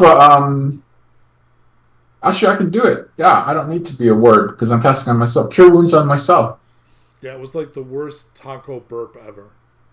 Yep. So I'll heal myself for 12. Okay. Which, because that ate all of mine. Is that your round? Do I need to move position, or are we going to theater the mind? Oh, no, I don't. I'm done. All right. Sturm, you are now a thing of Dragon Assassin nightmares. You tower over all these little bastards. What do you want to do? I would like to know, and I don't even care if I have to move past someone and let them get an attack of opportunity. Yeah. How many of these suckers can I get in a 30-foot cone that's based on myself? D12. This is definitely what I use. When I'm using Theater of the Mind to abstract, I use fate rolls to help suss that. So go ahead and give me a D12. Here we go. Yep, 1. Okay, I'm not going to cast that spell. Yeah, 2. That's not worth it for me. I'm going to just go ahead and whack whichever one is closest to Arwina. Okay. Yeah, there's a couple heading for her. Okay. Obviously, they were tasked about her. Oh, actually, so could this be the 2? You said there's 2 coming at her? Yep. Could it be these? Okay. Oh, yeah. So you then, want to just attack them that way? Good. Perfect. So I'm going to be at least 5 feet away from them. Yeah. You'll understand why when I cast it, after I cast it. I'm going to cast Rhyme's Binding Ice. And so this is it here. So I have no idea what that does. I know it's cool. It's a cool spell. It's pretty rarely used. Let me see if I can which one's going to work here? This one, I think. This will probably do it. Oh, that's just damage. Let's see if it comes up as well. Well, it's 18 points of damage if I hit. Your But sword's making me feel ugly. So it doesn't say. Okay. So anyway, so those two guys need to make a con saving throw of 14. Okay.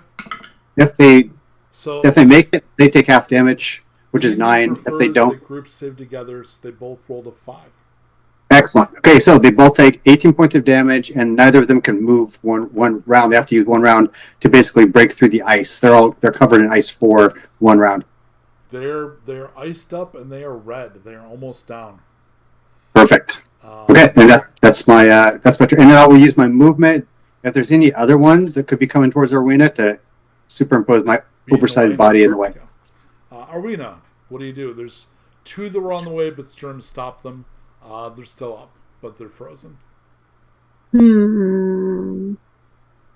Do I do something cool or something cool?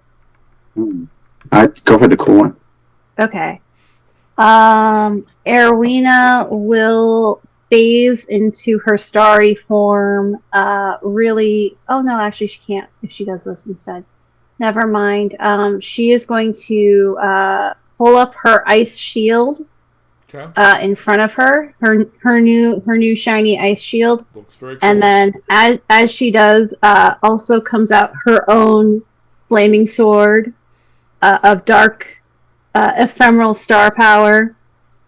And she's going to kind of like charge towards one of her would-be assassins, even though she knows it'll be less effective because they're probably, they're from the fire dragon lady. She's pissed, so she's gonna throw hands. So you can attack at advantage because they're frozen up. So they only have movement 0, just so you know, technically, but you can give her advantage either way. I'm playing fast and loose. I will absolutely support you, sir. So go ahead and give me a roll at advantage. So that will be a 20 to hit. So I'm going to treat this like the immobilization rules, which I know is better than this spell normally does. The gods are with you for the moment anyway, so treat it as a crit. Oh, cool. Yeah, it's so when something's immobile, it effectively allows your coup de grace, and I'm saying they're frozen and... Dope. So then that'll be another 3d6. The fact that you're using ice spells and considering who your current patron is might have something to do with this. So that'll be 29 fire damage from her flame blade. So he had 6 left. So what happens is not pretty, and I don't think we need to describe it because it would change the rating of the show. It's gross and the camera turns away. But that one is dead. Dead diddly dead. So that one is going to spend... Does he have to spend the entire round getting out? Eric?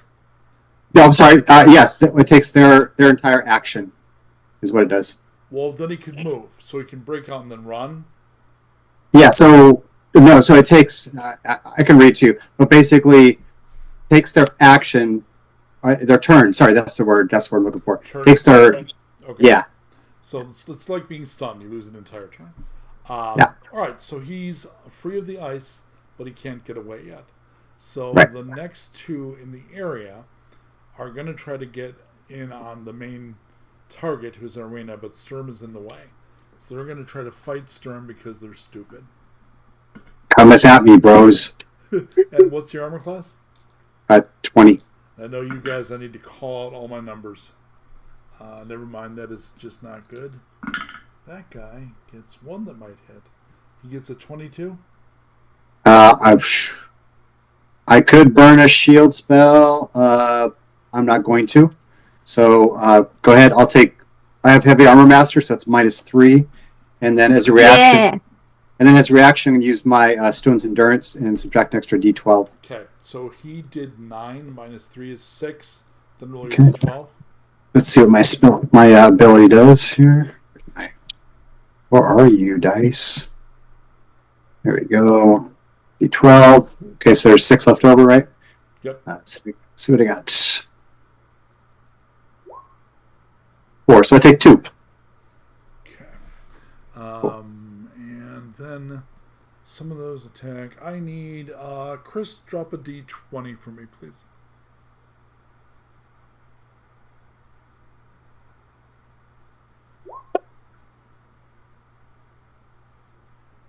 That's a 17. Okay, Smork goes to work with his sling, and he does maximum damage. So Yeah, he is inspired by y'all. I think Smork is actually the chosen one. Yeah, I would say. That'd be kind of great. I need space to roll a d12 for me. Okay. 4. Okay. So you all see and hear that there are these assassins in among the kobolds. The kobolds, by and large, are not particularly courageous. There are small knots of them that will go together and rush, but most do what you said, which is scatter. I need... Let's... Eric, give me a d20, please.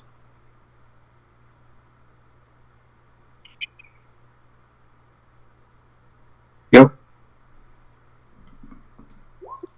19. Okay, he steps in. The Dragonborn defender steps in and kills the one that was damaged by Smork. All right, Benji. Battle has been joined. It's kind of a lot. Okay, so have the kids ran to safety somewhere away from the battle? Everyone's running. Yeah. Okay. So I think I go back towards Storm and Erwina. Okay. And where Storm is going to be facing them, I'm going to come up behind them. And I'm just going to start swinging at their legs. Yeah, chopping them like trees. Yep. All right, so go ahead and give me an attack. +1 to hit. Ooh, okay. I'm going to add everything to it. Advantage. Roll. 20, it would be it still didn't do the -5. 21 minus 5, 17, 16. Yeah, would it be a 17 to hit? Damage. Okay. The armor class 14. I rolled really bad then. 17 damage. Okay, so that one goes red, but is not out. Are you done? Yeah, I cannot attack again. Jinjak. Benji took one red but didn't take it out. What do you want to do? Just a reminder, everyone, you are blessed.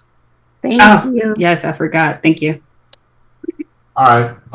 What's the visibility like in here? Is it still nighttime or It's day? nighttime and it's lightly snowing, so it's about 45 feet, give or take.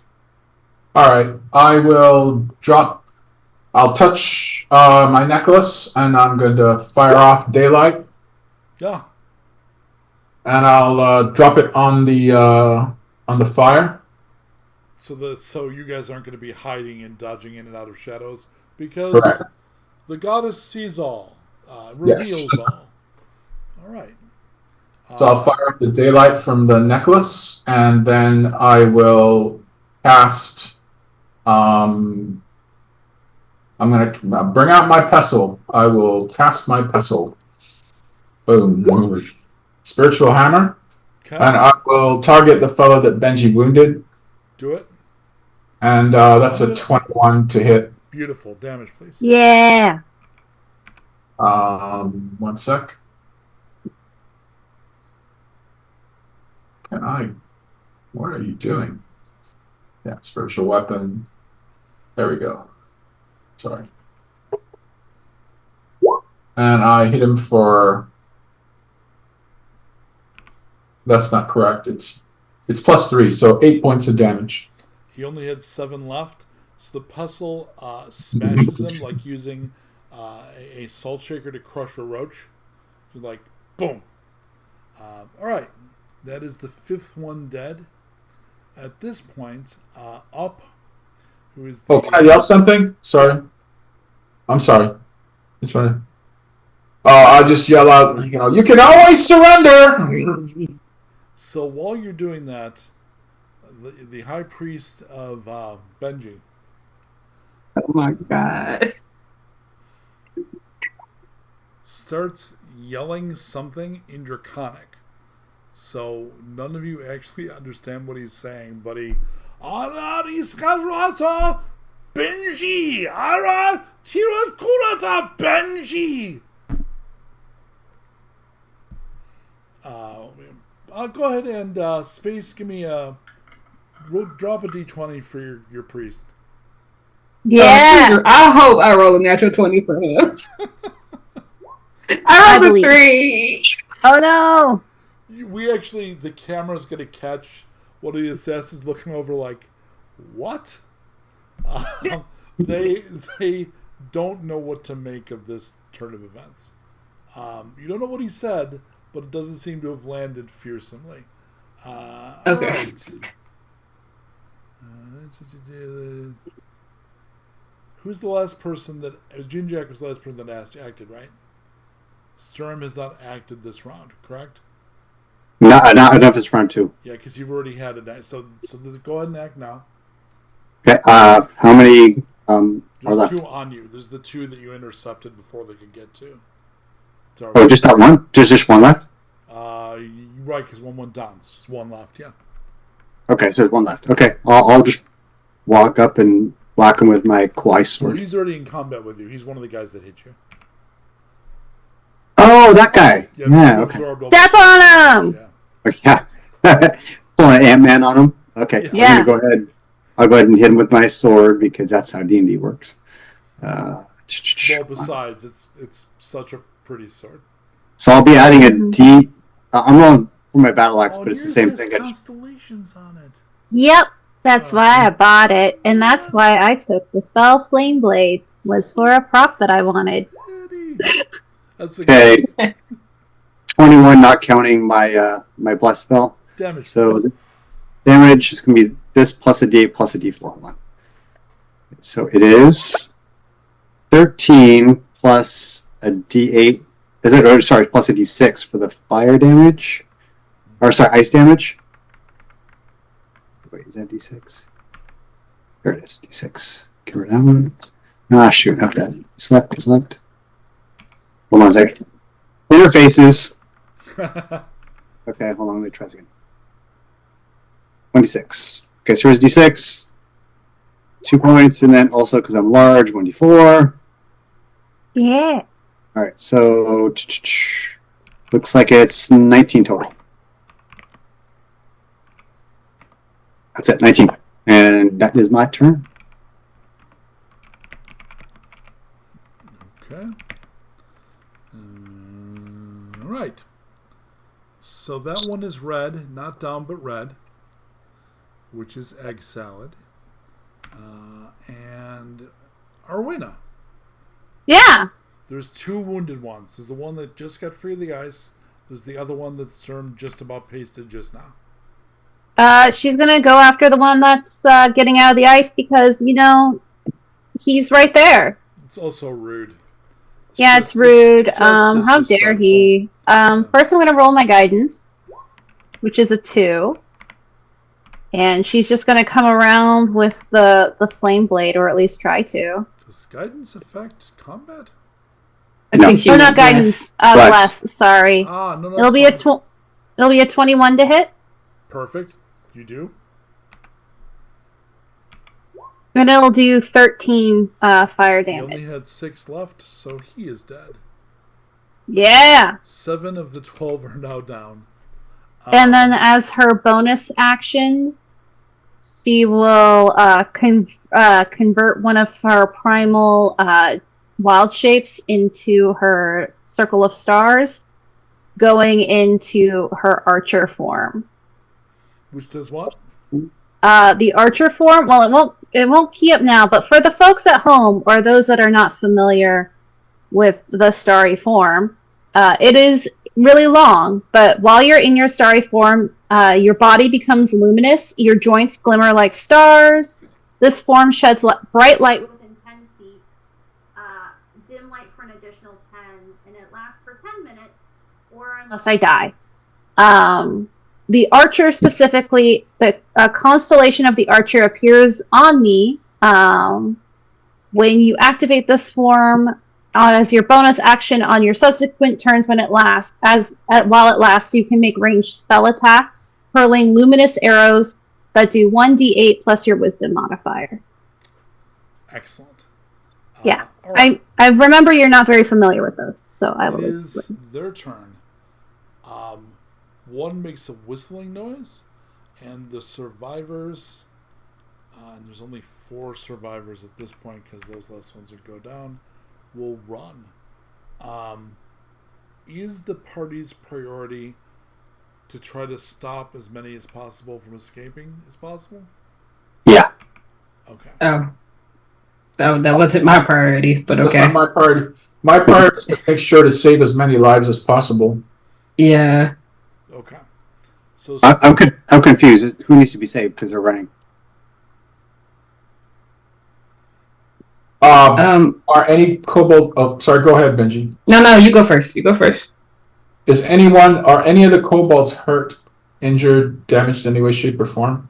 you'd have to go into the camp and spend 2 or 3 rounds walking around checking ones that have fallen. All right, I'll wait to see what Stern does. I'll back him if he's chasing him down, but otherwise, I'm going to go to the camp. Okay. Benji? I had the same intentions as Jin Jack. I was gonna go round up the little Walk down kobold the children and make sure that, yeah. Okay. Because this is her logic. If they're running back to where they feel most comfortable, then we would be at a disadvantage. So let them run. Arwina? I think Erwina is going to almost be driving them away by throwing pot shots Okay. with her starry form as far as they're in range, because it doesn't cost her anything. It's only a bonus action to just keep throwing So it becomes luminous arrows. becomes a that's right, run kind of a thing. Yeah. Okay. Sturm, give me a D12.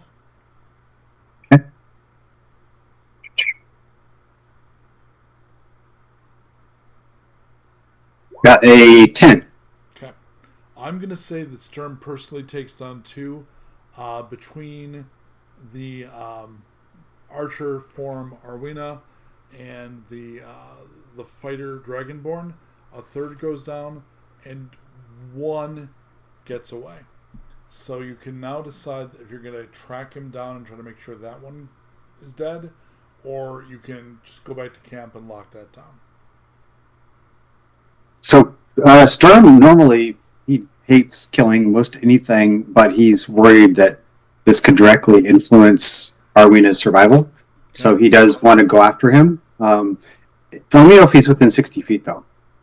No, would not be. Okay, yeah. Although if you're running, maybe. Why? Is there a spell or something?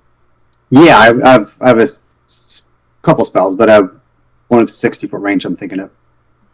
You gotta share it with me, man. I can't back up your play unless I know what your plan is. I would like to cast levitation.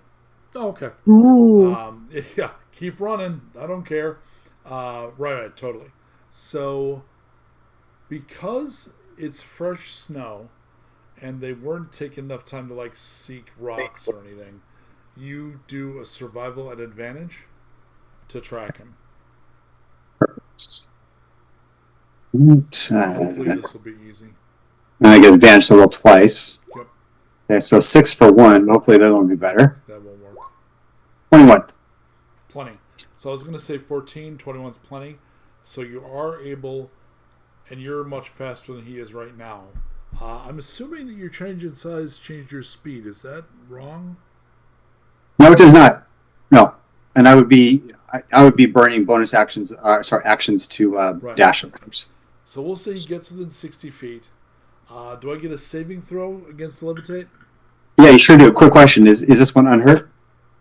Yes. Yeah, he was. Okay, at the, so yeah. So at the so yeah. So at the back of the fight. con saving throw 14. 14. All right. He rolls a 7. So he All is right, now cool. dangling in the air.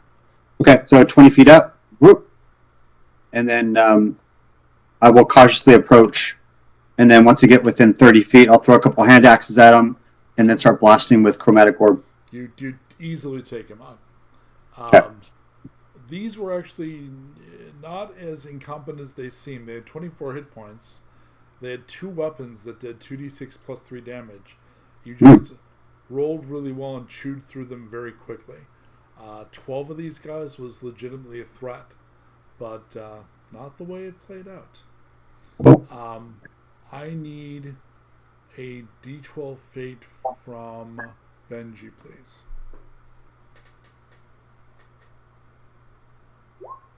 Two. Okay. Give me a death save. It's not for you. You're dead.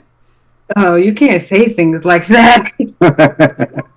That's a fail.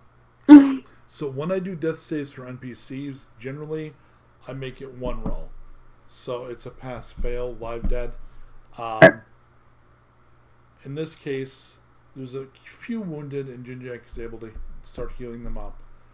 Doing medicine where you don't have enough spells. There wasn't that much damage they took because you interceded very quickly and decisively. There is, however, one poor guy that was helping defend the others that was taken out.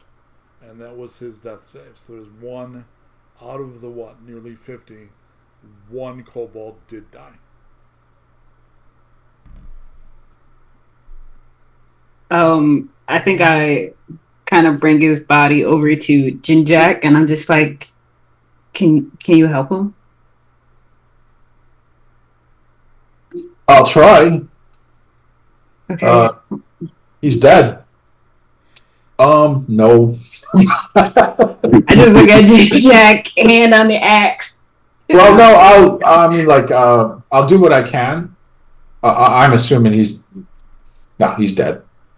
Yeah. He's moved on. Revivify. Benji, don't worry. He's moving on to a better place. Wherever, actually, oddly enough, I believe he's going wherever you want him to go.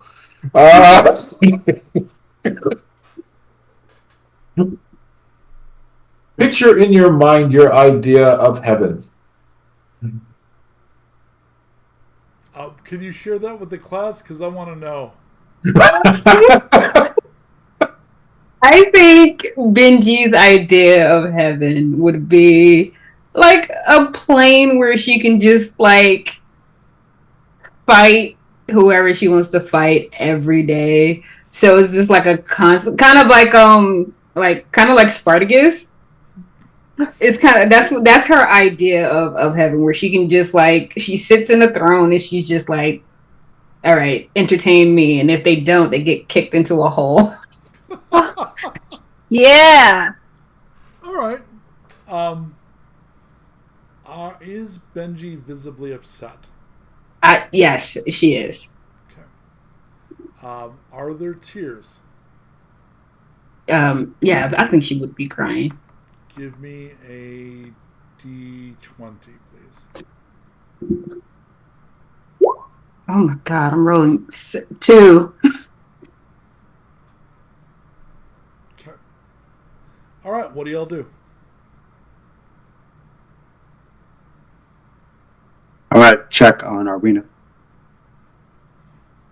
Physically, you're feeling much, much better. Obviously, you sweat out a fever or explode.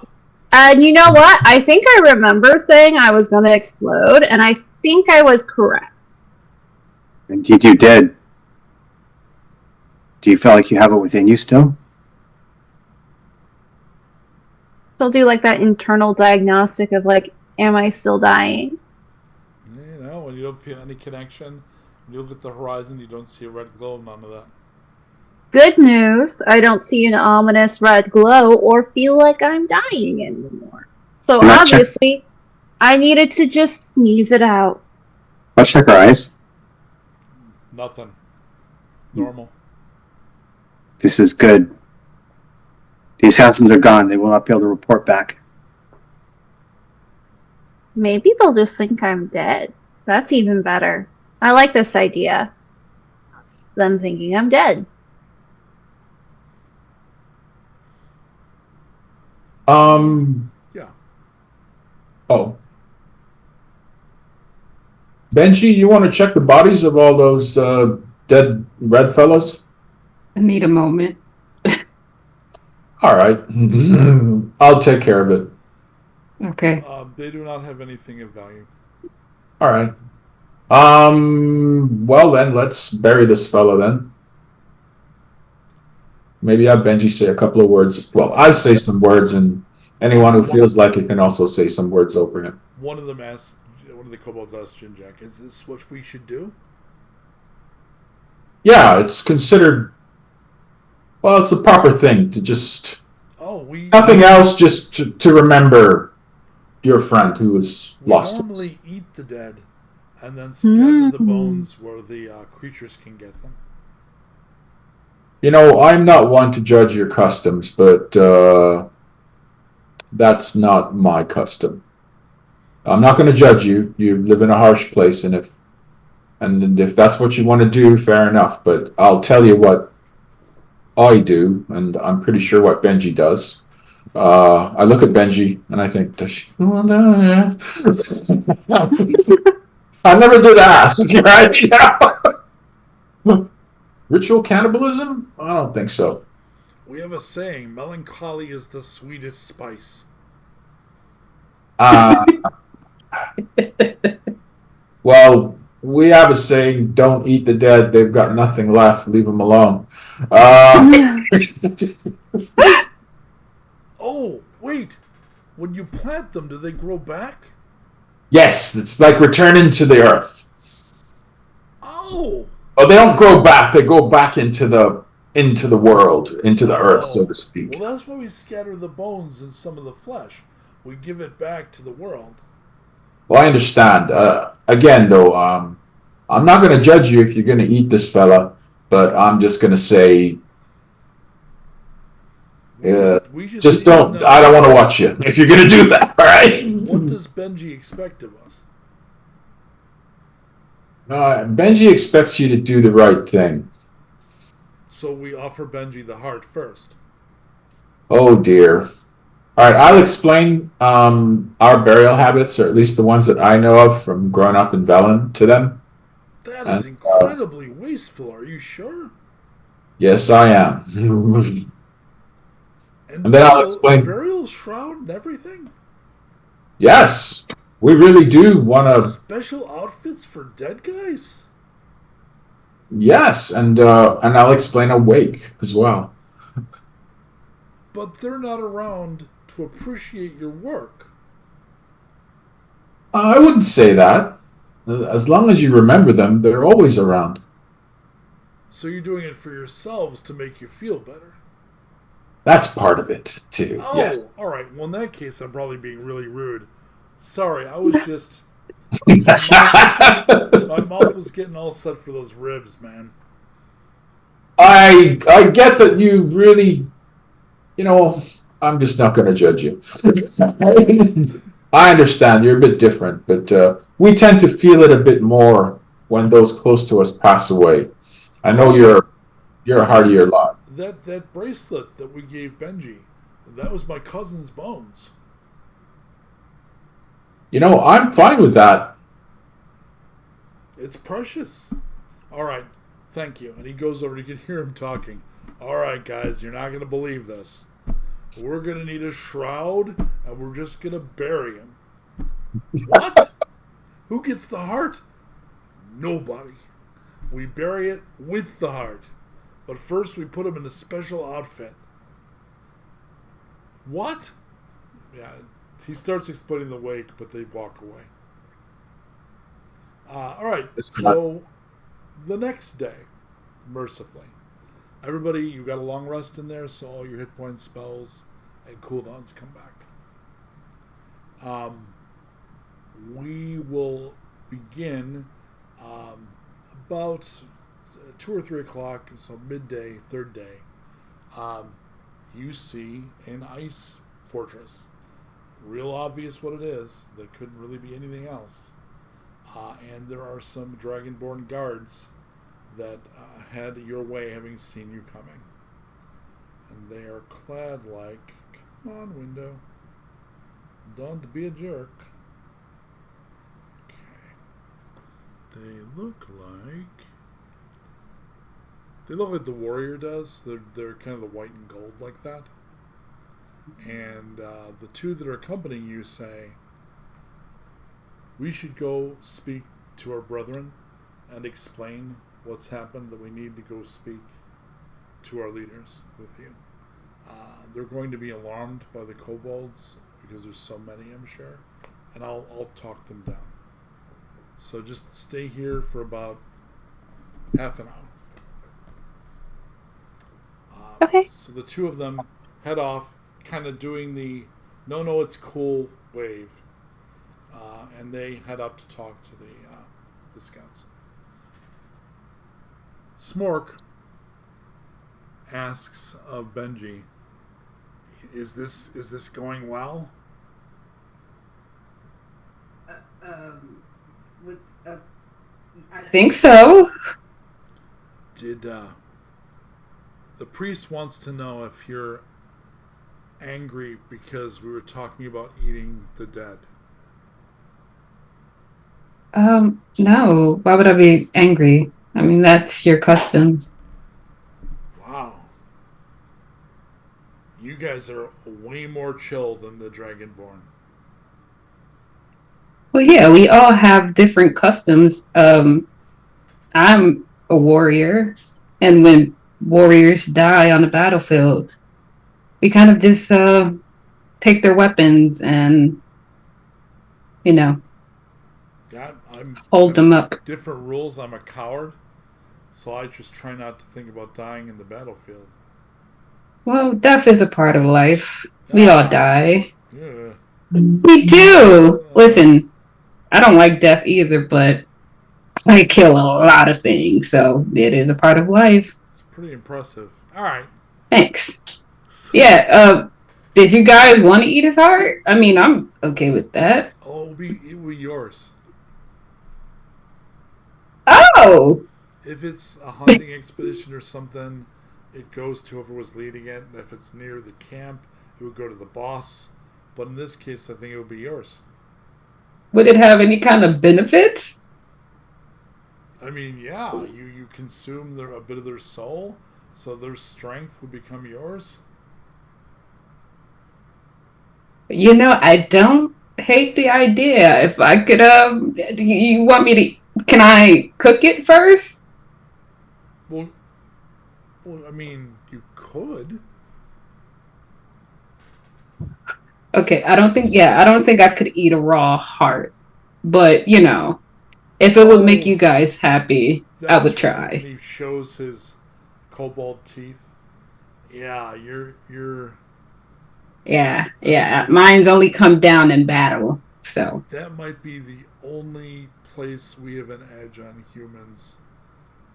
Like the ripping and tearing stuff.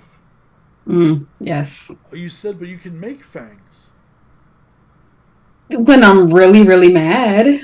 Oh, we don't want to eat angry. That's no good. Yeah, it does make your stomach upset. I totally understand that. Okay, I mean, if it'll make you guys happy, I'll try to eat this heart. I think they already buried him now. Oh, well, missed opportunity. Next heart's all yours. Okay. So, a short time later, the Dragonborn come get you. They take you inside the fortress. They ask temporarily the kobolds in camp, and you can see why. Like, there's not really room for an entire group of 50 kobolds to go through the hallways. I explained the situation, and once we know how to resolve what you've asked, we can call for the kobolds. Is that acceptable? We'll protect them. Can I do an inside check on that real quick? Same. So, anyone want a 5-minute bio break? Okay. Sure. Let's just give it a couple of minutes. And so anyone that's watching, thanks for watching, and we will be right back.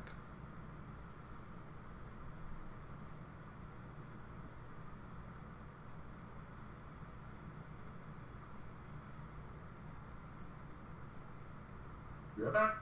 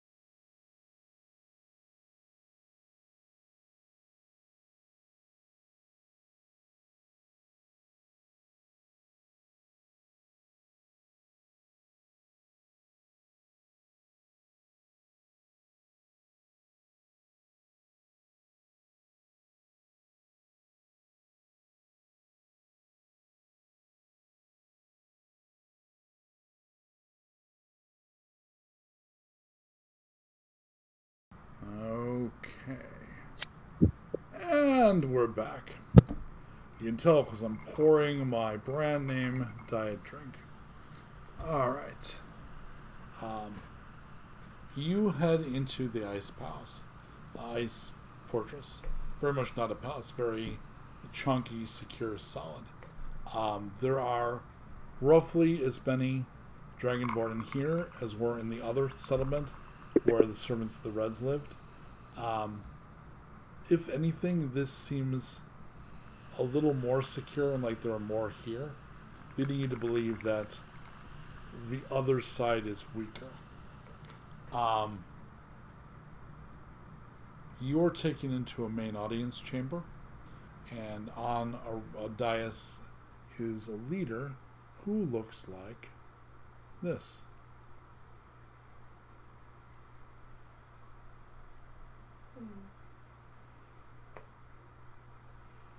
He has cast tongues, and so can speak with you in your language and be understood in yours. Welcome, guests. Volvic, I presume. Yes, yes. He gets down off the dais, and to this side there's a table and chairs. Please sit. No need. Audience is not necessary. We simply need to sort a few things. My emissaries tell me that you have accepted our offer except that simply sending you home is less than ideal.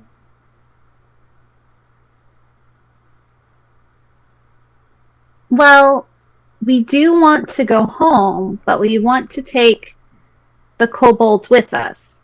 This is mutually beneficial to both of our peoples. You do not want them here. We are willing to take them with us as we go. We're completely indifferent. Our opponents to the south, I know, sometimes hunt them or use them as slaves. We don't. We actually consider it kind of barbaric. But whether they're here or not is no concern of ours. So we're not opposed to the idea. The problem is, powers that have already been granted would allow me to return you. I have words of return. Since you've been pulled from your home, I can send you back where you've been pulled from. That's not true of the kobolds, because they come from here. I can't return them anywhere. Which means we would need to open a gateway or a portal. That is not one of my granted abilities.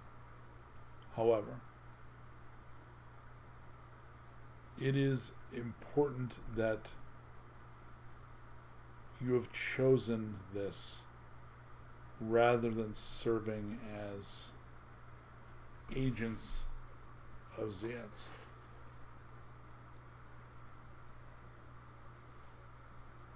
It is allowed for me to call upon the mother. We can beg her for an exemption, beg her for a miracle, petition her.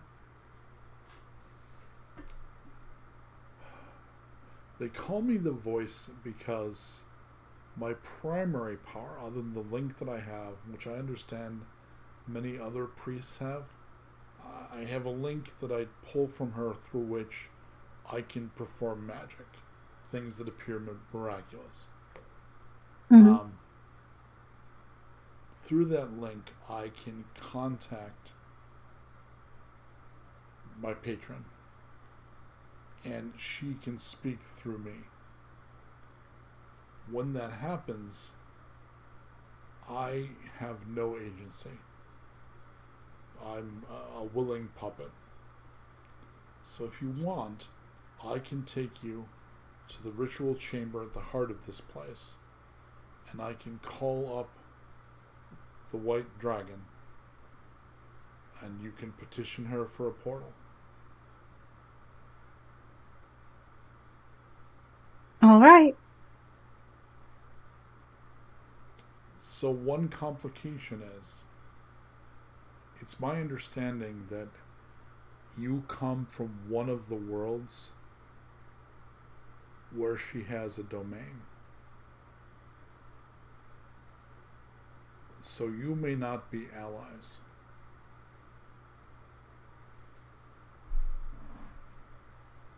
I have no way to tell. The entire conflict here is between her imprisoned nemesis and those of us who want to keep the red bound. So your business beyond this place,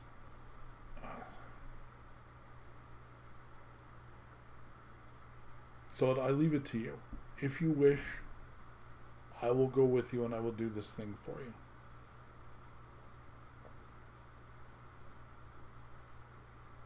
If any, yeah. Sorry, I interrupted you. Go ahead. No, it's fine. If I recall correctly, based upon the religion roll that I made, then it's entirely likely that this white dragon is our enemy. More of a history. Well, Or we have a history. No, more of a history roll kind of a thing. A history roll, that's what it was. Okay. Was that, I just want to confirm that before. I can't remember the exact words that I used, and the words are pretty important, so unfortunately I can't give you an easy confirmation. I can tell you that things I told you and names I've given you are tied into the plot you're already involved in, which is the domain of a different GM. So I have to be very careful what I'm touching and what I'm not. Got it. And I've negotiated that ground with him when I set up this plot. And when you're all done, we're leaving him with, just a whole wagon load of baggage. Yeah. Yeah. Here's what I recall. Tales of the Rock, the first deceiver, Red Dragon's yacht. Then he came first, or she came first. Then the second dragon came, the enemy of Ziyat. The White Dragon is the enemy of Ziyat, and the White Dragon and her minions imprisoned the Red Dragon in a glacier. And then that is why. Oh, I was going to say also, at least to Erwina, she does not see the Frost Maiden as an adversary. Right. Necessarily.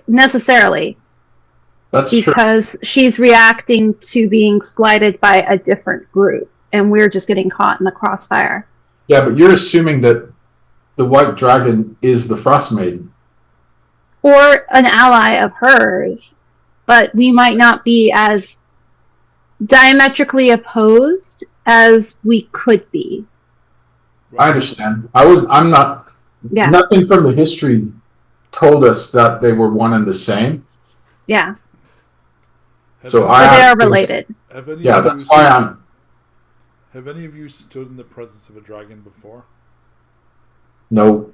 Nope. Mm-mm. You may want to choose someone from among you who is strong-willed and brave. Well, that covers all of us, really. Mm-hmm. Pretty much. Good. Well, I know. I'm pretty sure Stern is fearless. And Benji. And Arwena's very wise. All right. Come with me. I would like to talk to my friends first. Privately.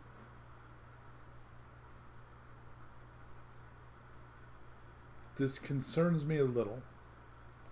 May I ask why it must be private? Then you can stay. I turn to them. Perhaps there's a way we can find these kobolds could coexist, perhaps work for, but not slaves of, these Dragonborn. Or at the very least in some kind of protection of a sort that we can negotiate. I'm not sure what type of negotiation we may have to have with this dragon, but I don't suppose it would be good for us. And we don't know how the kobolds will fare in Icewind Dale. They'll fare at least as well, if not better, than being hunted by and enslaved. It's still harsh. It's still cold. But at least it's a chance to start over. A new field, if you will, in Jinjack's terms. Hovik says, an interesting possibility. Like I said, we don't have the same view that our cousins have. However, if they were willing to work with and for us, it is not as harsh within the ice walls here. You notice it's warmer in here. We have subterranean farms which are shielded from the biting wind. If they're willing to work those farms, my understanding is that kobolds tunnel well. We could easily make sure that they have the room they need to build homes. And then they'd be protected by the ice fortress and us. So yes, if that is an option you want, we can consider it. May I, why offer your protection now? I didn't offer anything you asked. This would never occur to us. And that's why I don't think it's a good idea for them to stay here, Stern, because they're offering their help now. When we leave, who these kobolds are not going to be as well protected as they would be in Icewind Dale. At least we can check up on them and make sure they're not causing trouble. These Dragonborn have shown themselves to be honorable so far, and being protected from the elements and having work that they can excel at. If that However, I do respect what both of you think. true. If that were true and they were honorable, then they would have been protecting them this whole time instead of trying to get us to agree so that we can go home faster. Again, we didn't approach you with this idea. We're not trying to get you to do anything. You asked us about getting the kobolds somewhere, and your friend suggested possibly here. And you offered. Did you not? Did your men not come with gifts to bribe us away? Of course. It was that or fight yet another chosen who would attempt to go in and shatter the ice and release the red. This is something we've had to deal with over and over again over the past century or so. Yes, absolutely. I don't see what's not honorable about trying to dissuade you from what ultimately would be a suicidal course, and a very dangerous one. I just looked to Stern. You can say what you like, but I'm fighting for the kobolds, and I always will. I look only for the kindest path. I would, before considering or making any decisions for them, I'm thinking maybe we should ask them how they feel about it. Mm-hmm. Good point. I mean, well, I'm curious to know how they would feel about it. I mean, like, let's ask Boss Keys. I can have my men take you to their camp, and then once you've decided whether or not you need to go to the ritual chamber, I'll go ahead and cleanse myself in preparation. That takes about an hour. All right. How's that sound, Benji? Let's go. All right. So, Benji, it's a little bit of a cliche, but these lizard folks seem to be cold-blooded, because time and time again what you keep running up against is, like, compassion and empathy does not seem to be a draconic trait. Mm-hmm. So whether or not they're honorable is different, but that's not compassion, right? Because that's the thing that does seem to be missing. Okay, yeah. They walk you back out, and they're all very anxious, and when they see you, they all hush. Boss, You want to your... Oh, okay, go ahead. No, Ginger, you're better at talking than me. Oh, sometimes. Boss Keys comes up. Well, how'd it go? All right, Boss Keys, we want to be honest with you. So, Whoa. there's a very perilous method we can use to try to pull you into our world and get you out of here. Problem with it is that there's no guarantee of success. And again, it's kind of perilous. There's some peril involved. Now, these here white dragon folk, they have offered to take you in and have you work the mines underneath their glacier, which is safer than the life that you're living now. You work the farms underneath their glacier. We would try to make every effort to guarantee that you will not be abused by them in this capacity. But Benji and, well, I guess myself and a few of us too are thinking maybe it's better that we take our chances and see if we can bring you over to our world. But again, there's a chance of failure. I'm not going to lie to you, right, in that regard. But before we make any sort of decision in that capacity, I know Stern thinks it. Well, actually, I'm not going to say what anyone thinks. You all tell them. Right? I'm not going to speak for you. But if you want to know what Jim Jack thinks, I want to know what you, as a, all of you think of this. If you want to take some time to discuss it, that's fine. I'm not comfortable making I myself am not comfortable making decisions that for the future of your people without having any input from you. Well, what does Benji think? I think that I agree with Jinjack. I can't make this decision for you guys. You have to make this one for yourselves. But I want you to know that I will do anything in my power to keep you safe. Well, you're doing more for us than we thought we were worth. So I'm not sure how we can make any decision like this. We're new. We're new to a lot of this. If you feel that the risks are too great, they're your risks, not ours. We're grateful for anything you can do.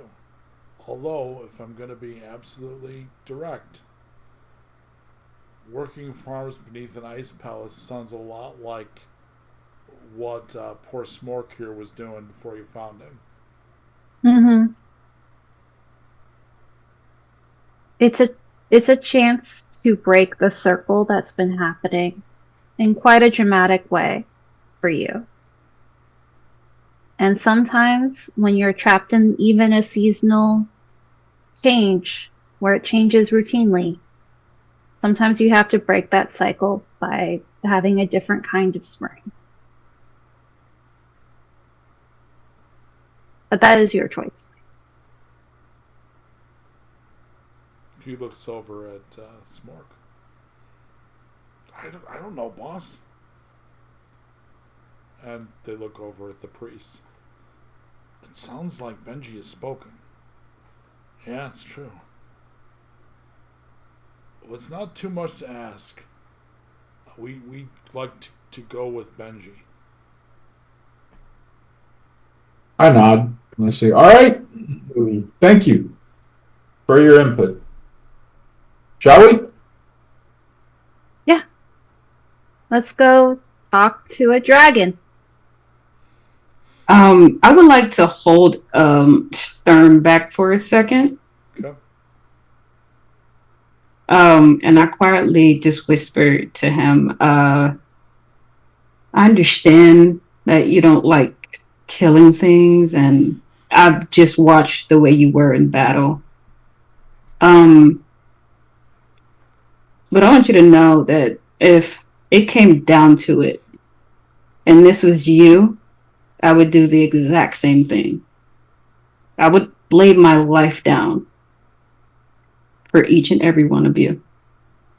Because time and time again, you've showed up for me. So. I know this without you even telling me, Benji. You are far more honorable than you portray yourself. And I do support you in your wish to protect the kobolds. And if we do take them back with us to Icewind Dale, I hope with all my heart that you are right. Because ultimately, I just wish for them to have harmony and safety and a good life. Thank you. And I kind of hold my hand out for him to shake. Kind of like when two strong people do a handshake. I do like the Predator, Arnold Schwarzenegger, and yeah. At fair, this is the most macho thing I do. I do the handshake, the warrior's handshake, pull into the shoulder. It's the most manly I've ever felt. It's like, ugh. I think Benji is like up to. Isn't Ben? I think Benji is like up to his chest. Yeah, like, so she's just staring at his chest. Yeah, he does hold it for a couple beats longer. You can tell it's very sincere. And then he okay. All right, let's. Let's go. You return to the audience chamber, and by the time you're done, Holvik has done his preparations. What have you decided? We're going to meet the dragon.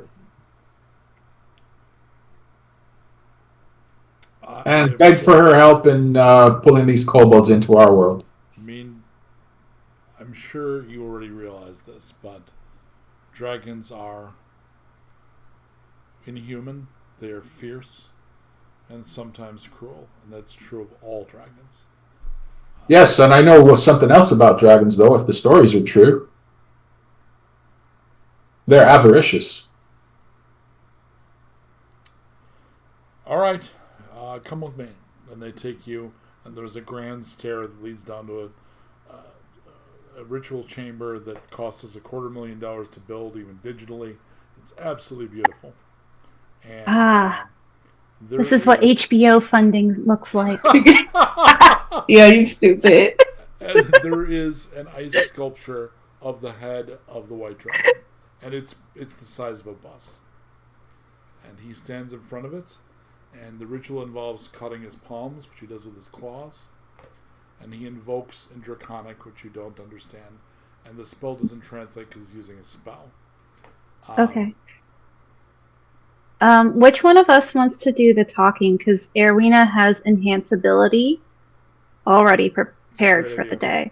So this may involve wisdom saves, because that's what you do against dragon fear. Mm-hmm. So who's got a good wisdom save? Not me. 3. I have a 6 wisdom save. Plus What about 6. you? Yeah. Okay. Your wisdom is 19? Yep. All right, you're up. Oh, God. Mine's only 16. Mine is plus 3. So to enhance your Okay. own ability? Yep. Okay.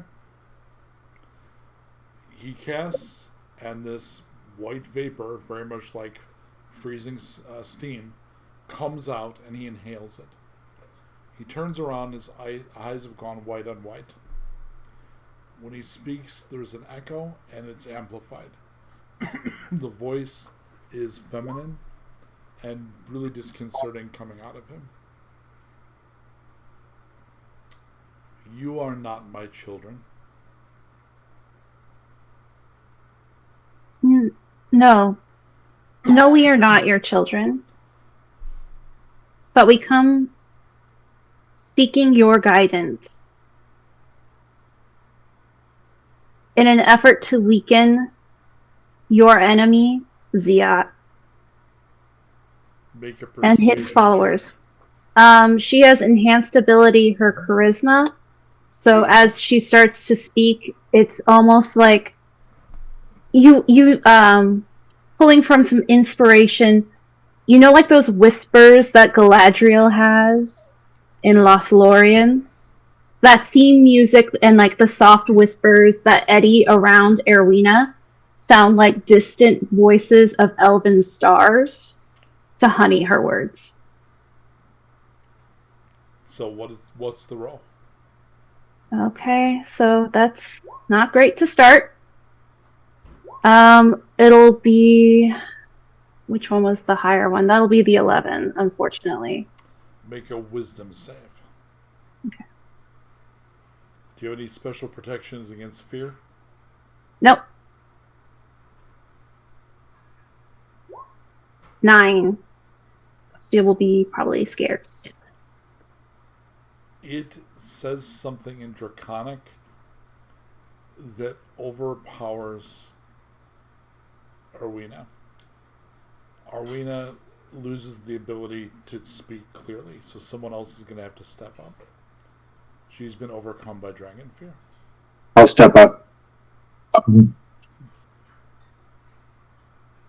if I can, I will gently take her and kind of move her back towards my friends. Yeah, Mhm. do the doorway turn. Yeah. Yeah, I'll grab Erwina. So As Sturm does, Erwina can cast enhanceability on him as well. Nice. Yeah, that you can Yeah. do because you're not directly. I'm not looking- dragging- yeah. Yeah, totally. That's fine. It Eh. says through the speaker to Sturm. So, an enemy of my enemy? We seek only to negotiate the livelihood of some innocents, many innocents. You can cast me in whatever light you seek. be more direct then. Are you my ally or not?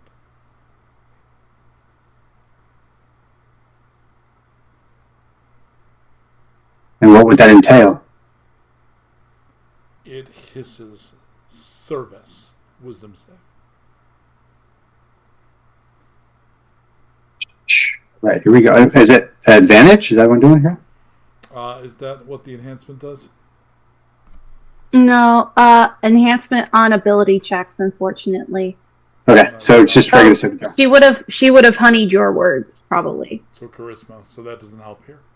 Okay, here we go. I'm just rolling. Yep. How about a 9? Oh no, Okay. this ain't going well. It turns harshly to Sturm, and Sturm loses the ability to speak. Someone else has to step up.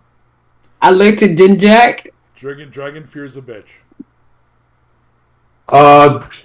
These aren't checks, right? These are saves. Saves. Mm-hmm. All right, I'll step up. Okay. And I As I walk past him, I say, "Scary, so scary." what? Don't imagine so. My goodness, you're a fancy one, aren't you? Aren't you a lovely creature? I must say so. It's my first time meeting a dragon, and it's a pleasure. My name's Jinjack Wonderful, and I'm Make a ass kissing test, please. sure no problem. And also, you get the enhanced ability. Erwin is like literally out of second level spells, but tagging everybody in. That makes sense. Do I get it? That's a persuasion. Yeah. All right, no problem. Persuasion at advantage.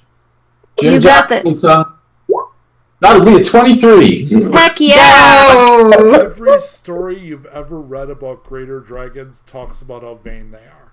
I know. The over 20 butt kissing seems to tangibly soften her. If I might say so, one moment, please. Hang on. Let's see out. If I might say so, milady, could you grace me with your name? Oh, wait, no, I know your name. You're Shirleer. Is that correct? No, the name you were given. Oh, no, written that's a- down because he wouldn't speak it, and it starts with an A.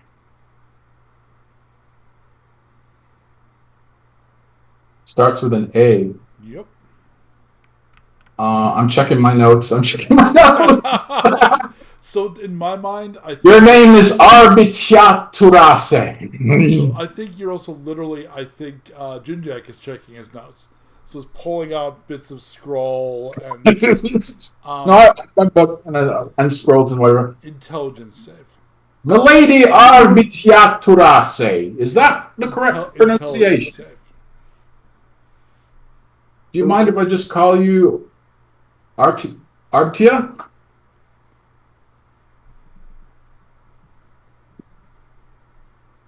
No response. Okay. You're not waiting for an intelligence save. Oh, intelligence save. Sorry. I didn't hear you. I will use my lower register. That'd be a 2. Oh my gosh. So the response is there's a beat, and she says, "How dare you?" Wisdom save. Oh. come Wisdom on. save. The intelligence save? save was to remember that her servant said we never speak her name aloud. Okay. That's Nice. a 21. Yes. Okay. Okay, you are the first of your party to stand firm in the face of her anger and the dragon fear. You're probably shaking, but you keep your wits about you. Oh, I am so sorry, my lady. I am but a peasant from a village, and I did not realize it was great offense to speak your name aloud. Please forgive me. I am an insect. I am a worm in your sight. I am barely a flicker in the frost. A snowflake, if you will. Now that I am informed of this terrible, terrible breach of etiquette, I assure you that I will not do so again. Here, allow me to take my book the root and smack myself in the head for the stupid thing that I just did. And I repeatedly beat myself in the head. It hisses. It is not courtesy or tradition. Names contain power, child. Oh, oh, that's a magic thing. Then I don't know it. Yeah. Actually, well, no, I don't say anything. I just nod. If the voice summoned me, there was something that you wanted to demand. Oh, is that like sorcery? Binding someone by their name? Well, no, I'm not a sorcerer, like I said. I will not discuss further the origins of draconic magic and names. Ah, fair enough. Why are you here, priest? I'm here. Well, we're all here because we were summoned to give aid and comfort to your enemy and to free your enemy from the ice. But we have decided to decline that. And your kind minion, Hovik, has made the offer to send us back to our homeworld. We have done much violence upon the servants of the dragon with the name starting with the letter Z. You don't, And you don't need me for that. He could have done that on his own. yes, but we have also taken a group of kobolds under our wing, and we would like to take them back with us to our home. And in order to do so, Hovik has informed us that that is not within his power, but it is within the purview of your power, oh most beautiful and magnificent white dragon. I'd have to turn my attention fully, at least for a few moments, to this room to manifest a portal. It can be done. It's not particularly tiring, but it's at least a little dangerous to turn away like that. Dangerous how, if I might inquire, oh most magnificent crystal scaled goddess? We all must keep our defenses up, especially those of us who have many enemies. When the defenses go down, sometimes your enemies strike. I sense that you are from a land that I'm familiar with.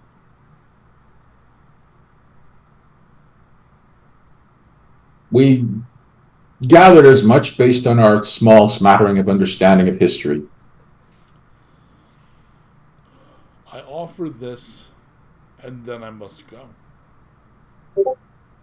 I will aid you, but if I do, should we come into conflict, you will swear to stand down once. Once. Once. If I ask it of you, you will stand down or turn away. Once. I turn and look at the group. You mean the two scared ones and me? Yeah, I so said, at this point, pretty much Benji. right, oh, good. Are you asking that of me? You want me to stand down? I'm going to be speaking for all of us here because no one. I'll just say it out loud. I am assuming that this is binding for all of us. Magnificent dragon It goddess. is a boon being asked for your party, for these people. Yes, it would bind you all. And this is a boon that we cannot break. A promise that must be kept. Very well. I turn and look at the group. And I just look at Benji. And if no one is indicating that I should not bind us to this, then I say agreed. I assume I Nice. can't really You emote, right? can talk, you just can't directly address the dragon or even really look that way. So you could Well- talk Could to Jinjak. Hmm. Any objections? I mean, I've spent every shrine that we've come to rededicating it back to the Frost Maiden. We need, if she can help, if we can maybe appease or aid in that way, I am not opposed to it. She is a factor of Icewind Dale, a bit of our world. I am not opposed to her out of, any anger or resentment. We need to end, though, what is angering her. That is not her directly.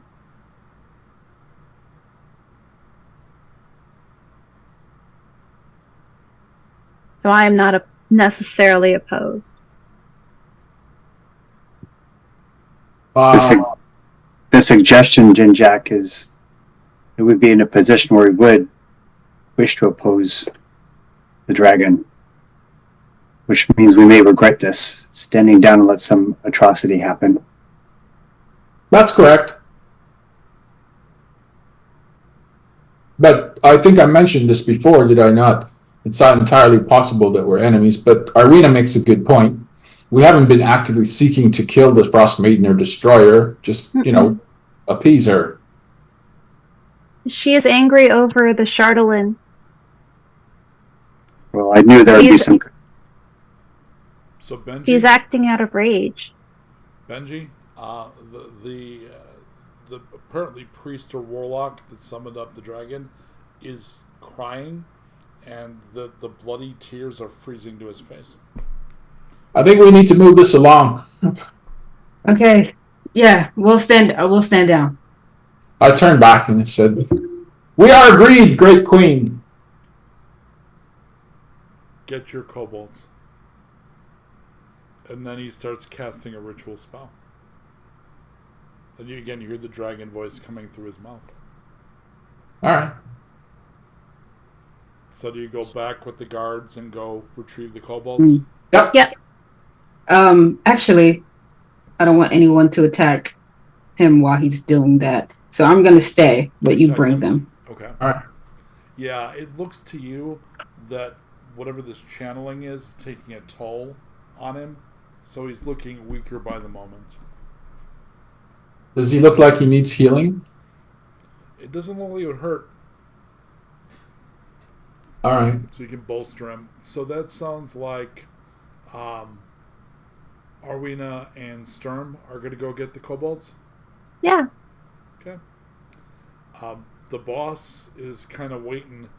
All right, so what happened? So you need to go now before the portal closes. Let's all go. This is not a drill. Move. Yeah. I pick up and all right. We have couches in Icewind Dale. We will make it work. All right. The portal forms, and it is literally just a magic arch. Do you guide the kobolds through it? Yep. They walk across and vanish. The priest, before he steps through, turns to Benji. Thank you. I just, I give him, a high five as he goes through. I'm just like, you don't have to thank me. I choose to thank you. And he steps through. Do the rest of you step through? All right, this is not a drill. Let's go. Yeah, And we're out. I want to be last, Okay. and just to be polite, I thank them. I say, I know you're not much for thanking, but thank you very much, Hovik. And is she still there, manifesting? As you're watching while the portal's forming, the ice head looks more like an actual dragon. Oh, okay. So her presence is with you. Which is kind of what she said. I politely thank her. Yeah, it really feels like you're looking at a dragon that's in the room when you do that. All right. So you turn around and step through? Yep. You return to the end of the episode 3 sessions ago. You are back on the plane, but with you, there is an entire kobold village. And all of their shit packed into a giant a giant ball. All right. You have We're in the middle of nowhere! in the middle of nowhere. With a bunch of kobolds. Well, there's griffins nearby. Yeah. Fortunately, I get to leave cleanup to a different GM. Oh shit. I have been in contact with him all 3 sessions, and we did talk about some of these things. So this is not going to be a complete surprise to the man. And he was actually, I discussed, like, by the way, speaking of baggage, you might be, he was very excited about the Kobold Village. So, well, you got back, you chose a side, there's going to be definitely consequences any way you could have jumped. I think saving the kobolds gives you a high ground moral victory, if nothing else. And you came out with some boss magic items. Yeah. Thanks so much, Mike. And a hamster ball. Thanks for having me. Had a great time. Thanks to those of you who tuned in. And make sure to come back for the return to the spine of the world, getting back on them griffins, and getting back to your main quest. Awesome. Thanks, Mike. Thank Thank you. you. Good night, Thank everybody. you.